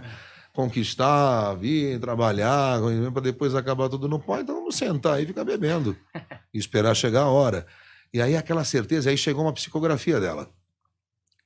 Ela tinha dado apenas o nome, eu lembro que você dava o nome da pessoa falecida, a data de nascimento e a data de desencarne, que é como o Espiritismo nomeia o processo da morte e do desligamento.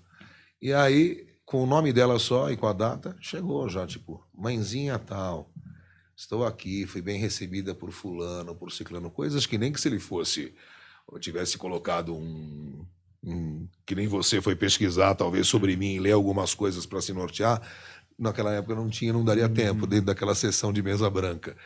E aí aquilo me deu uma certeza que ela estava ali, além do que eu podia enxergar, só que numa outra dimensão, não essa matéria dura aqui que eu estou pegando nesse microfone porque eu estou vendo ele.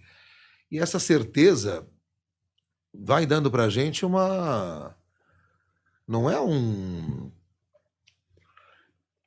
consolo, eu não acho essa palavra bacana. Vai te dando um consolo, um cala-boca. Não. É uma esperança de saber que tudo continua. E que as coisas vão se desenvolver, que eu vou poder acompanhar, acredito em reencarnação. Hoje eu não tenho nenhuma religião, sou outsider, mesmo freelancer. Bebo em um pouquinho de cada fonte, acho que ponho no Valita Mix e sai uma coisa boa, que eu pego verdades espalhadas nesse amplo terreno. Mas aí eu comecei a ver que era esperançoso. E aí também começou essa novela que eu brinquei do Céu da Diná, uma novela que se chamava A Viagem, que a Cristiane Torlone interpretava a principal, e mostrava o outro lado. Confesso que naquela época eu achava um umbral, que era o lado mais escuro, mais legal, parecia uma rave. Tinha o irmão dela que morria, era toda aquela gente perturbada, se arrastando. Era uma atmosfera rock and roll, parecia um clipe do Alice Cooper. E o Céu da Diná era assim, um gramado, parecia gravando no Vila Lobos, uns coelhinhos pulando, ela andava com aqueles véus, a bondade. Porque tinha que ser desenhado assim, numa novela que tem que, né, mostrava o lado da luz e o lado das trevas. Só que eu vou além desse maniqueísmo. Então, o espiritismo, por mais que foi fundamental na minha formação, me fez enxergar muitas coisas, e reencarnacionista que sou. Acredito que fui muitos e serei muitos e muitas e muitas, como queiram. Adoro. Pan, Serguei, Deus o tenha. Adoro.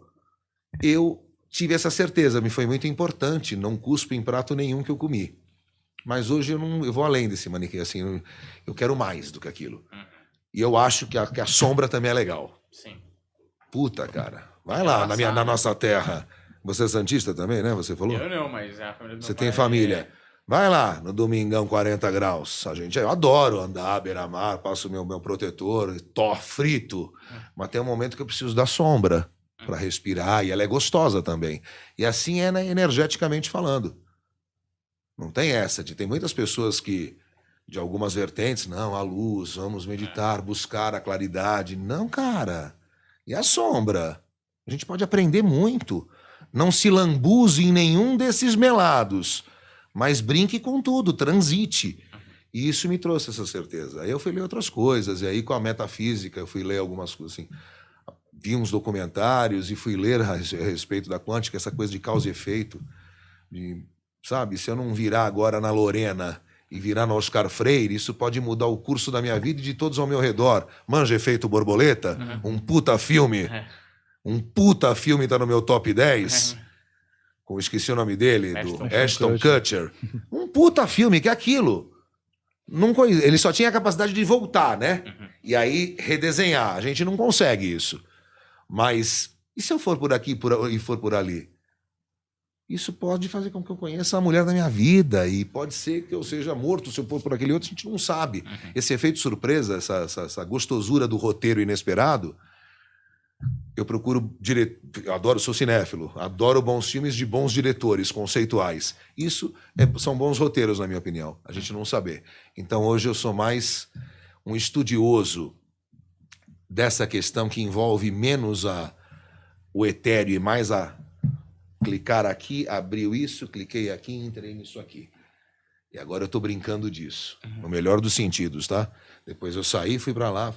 Isso me dá uma segurança, um desapego,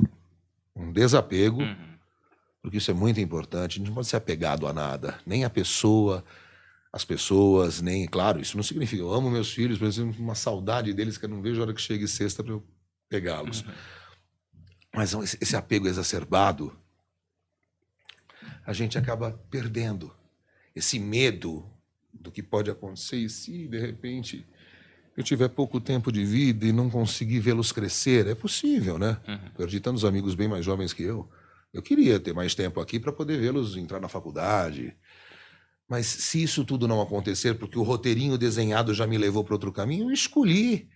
E a felicidade está no caminho, está no trajeto, né? Se eu for esperar aquela redenção final da salvação que alguns pregam, caralho, aí todo esse tempo presente foi pro saco, porque eu estou esperando aquela chegada. Não, eu vou vivendo fazendo esse dia ser mais feliz e mais gostoso. Então essa certeza me deu. O Espiritismo me prendia um pouco na questão kármica. Aceite.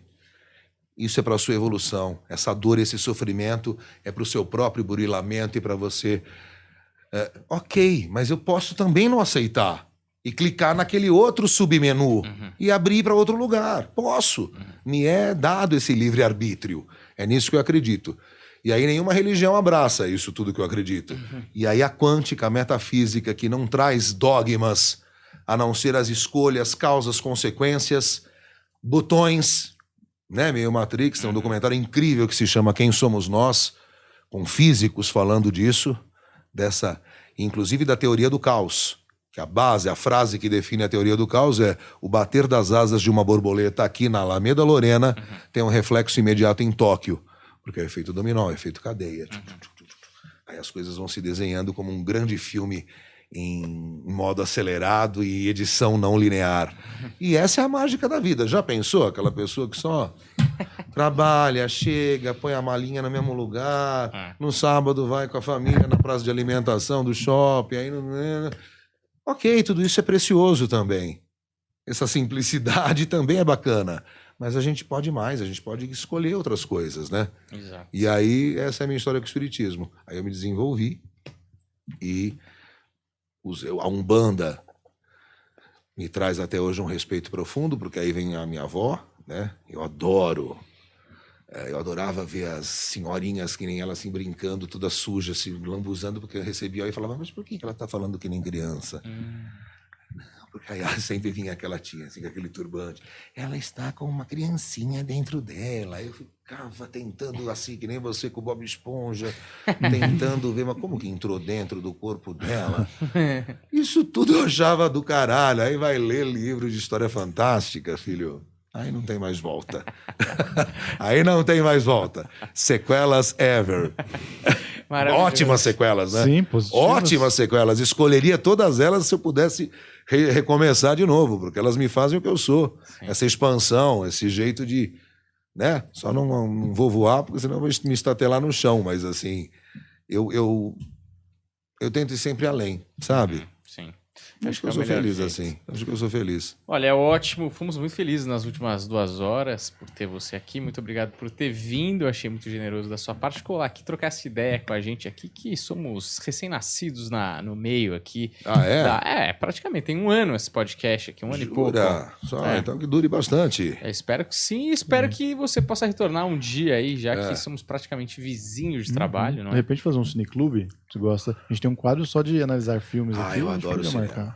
Mas eu gosto, minha enfermaria é festa estranha com gente esquisita, tá ligado? Então, assim, eu abro mão dos blockbusters e vou... adoro umas estranhezas, assim, bizarrices também. Inspiração. Adoro. Os filmes que eu gosto, quando eu ia no cinema, eu tinha o Cine Poranga, em Santos, e o Cine Roxy, que eu ia ver... Era difícil chegar coisa estranha lá. Porque chegava aqui, você vai numa mostra aqui, você consegue ver lá do F. Sim. Mas em Santos era sempre, né? O Batman, o ET, o extraterrestre. Eu gostava, mas eu queria ver coisa estranha. E aí, quando eu ia, eu me lembro que às vezes eles deviam me odiar, os caras dos cinemas santistas. Fui uma vez ver Crash. Esse filme é incrível. Crash, Estranhos Prazeres, de David Cronenberg. Com a Holly Hunter e com o James Spader. É assim, é uma das coisas mais malucas e surreais que eu... E eu me lembro que na metade do filme já não tinha mais ninguém. As pessoas iam levantando, não tô entendendo porra nenhuma. E eu amando. Pra mim, quase uma ejaculação. E aí, quando acaba, eu sou daqueles que ficam depois do último crédito. Eu sou chatinho, assim, como espectador. E o cara via assim da metade, eu vi que assim, cinema de Santos, aquela coisa meio... O cara olhava, será que já pode parar? Saiu todo mundo dessa porra? Tinha eu lá e fiquei até hoje, tinha que ficar até ali a última. Você estapeiro o cara querendo ir embora. Eu adoro. David Lynch, por exemplo, você tem que, né? Você vai e volta e fala, puta, não, pera, A Estrada Perdida. Cara, eu trabalhei numa locadora, acho que é aí que nasceu a paixão. Meu primeiro trampo foi na locadora do meu primo com 15 anos, locadora de VHS, e aí eu tinha que assistir, né? Ficava assistindo os filmes para indicar. E eu adorava essas estranhezas. Adorava essas estranhezas. E depois eu lembro que aí meu pai comprou um videocassete, e aí eu começava, você pegava, quando no sábado eu fechava a locadora às 9 da noite, só ia abrir na segunda de manhã. Domingo não abria. Aí eu levava 5, 6, 10 fitas e devorava, assim, porque eu sempre amei cinema. Aliás, gosto tem um projeto de alguns... Inclusive fiz alguns pequenos docs de rock and roll na América Latina. Eu tinha a ideia de fazer um grande documentário sobre bandas de rock nos países latinos que a gente não conhece muito. Eu gosto dessa linguagem do visual. Não gosto de estar na frente da câmera, mas a minha voz conduzindo e os depoimentos, a riqueza dos depoentes amarrando a história, isso é um desejo meu, um sonho que ainda vou fazer. Não sei se na FAAP, se eu vou para Cuba, que tem uma escola de cinema incrível lá em Santo Antônio de los Baños que eu conheci, eu queria fazer, queria já me sair de lá matriculado, mas eu só tinha ido passar férias e não tenho como, porque os cursos, como é que eu posso passar 6 meses em Havana, workaholic, que estou trabalhando 12 horas por dia com todas as produções que eu trabalho. Não posso me dar esse luxo, mas quem sabe um dia. Isso é um tesão meu. Sair com uma câmera na mão assim e as ideias mais loucas na cabeça. Bom, maravilhoso. Muito bem. Espero que você tenha curtido tanto quanto a gente. E você que assistiu aí, segue a gente, deixa o like, segue aí o tio Marco Antônio também aí na Rádio Kiss, tá bom? Então, muito obrigado, valeu e até a próxima. Tchau!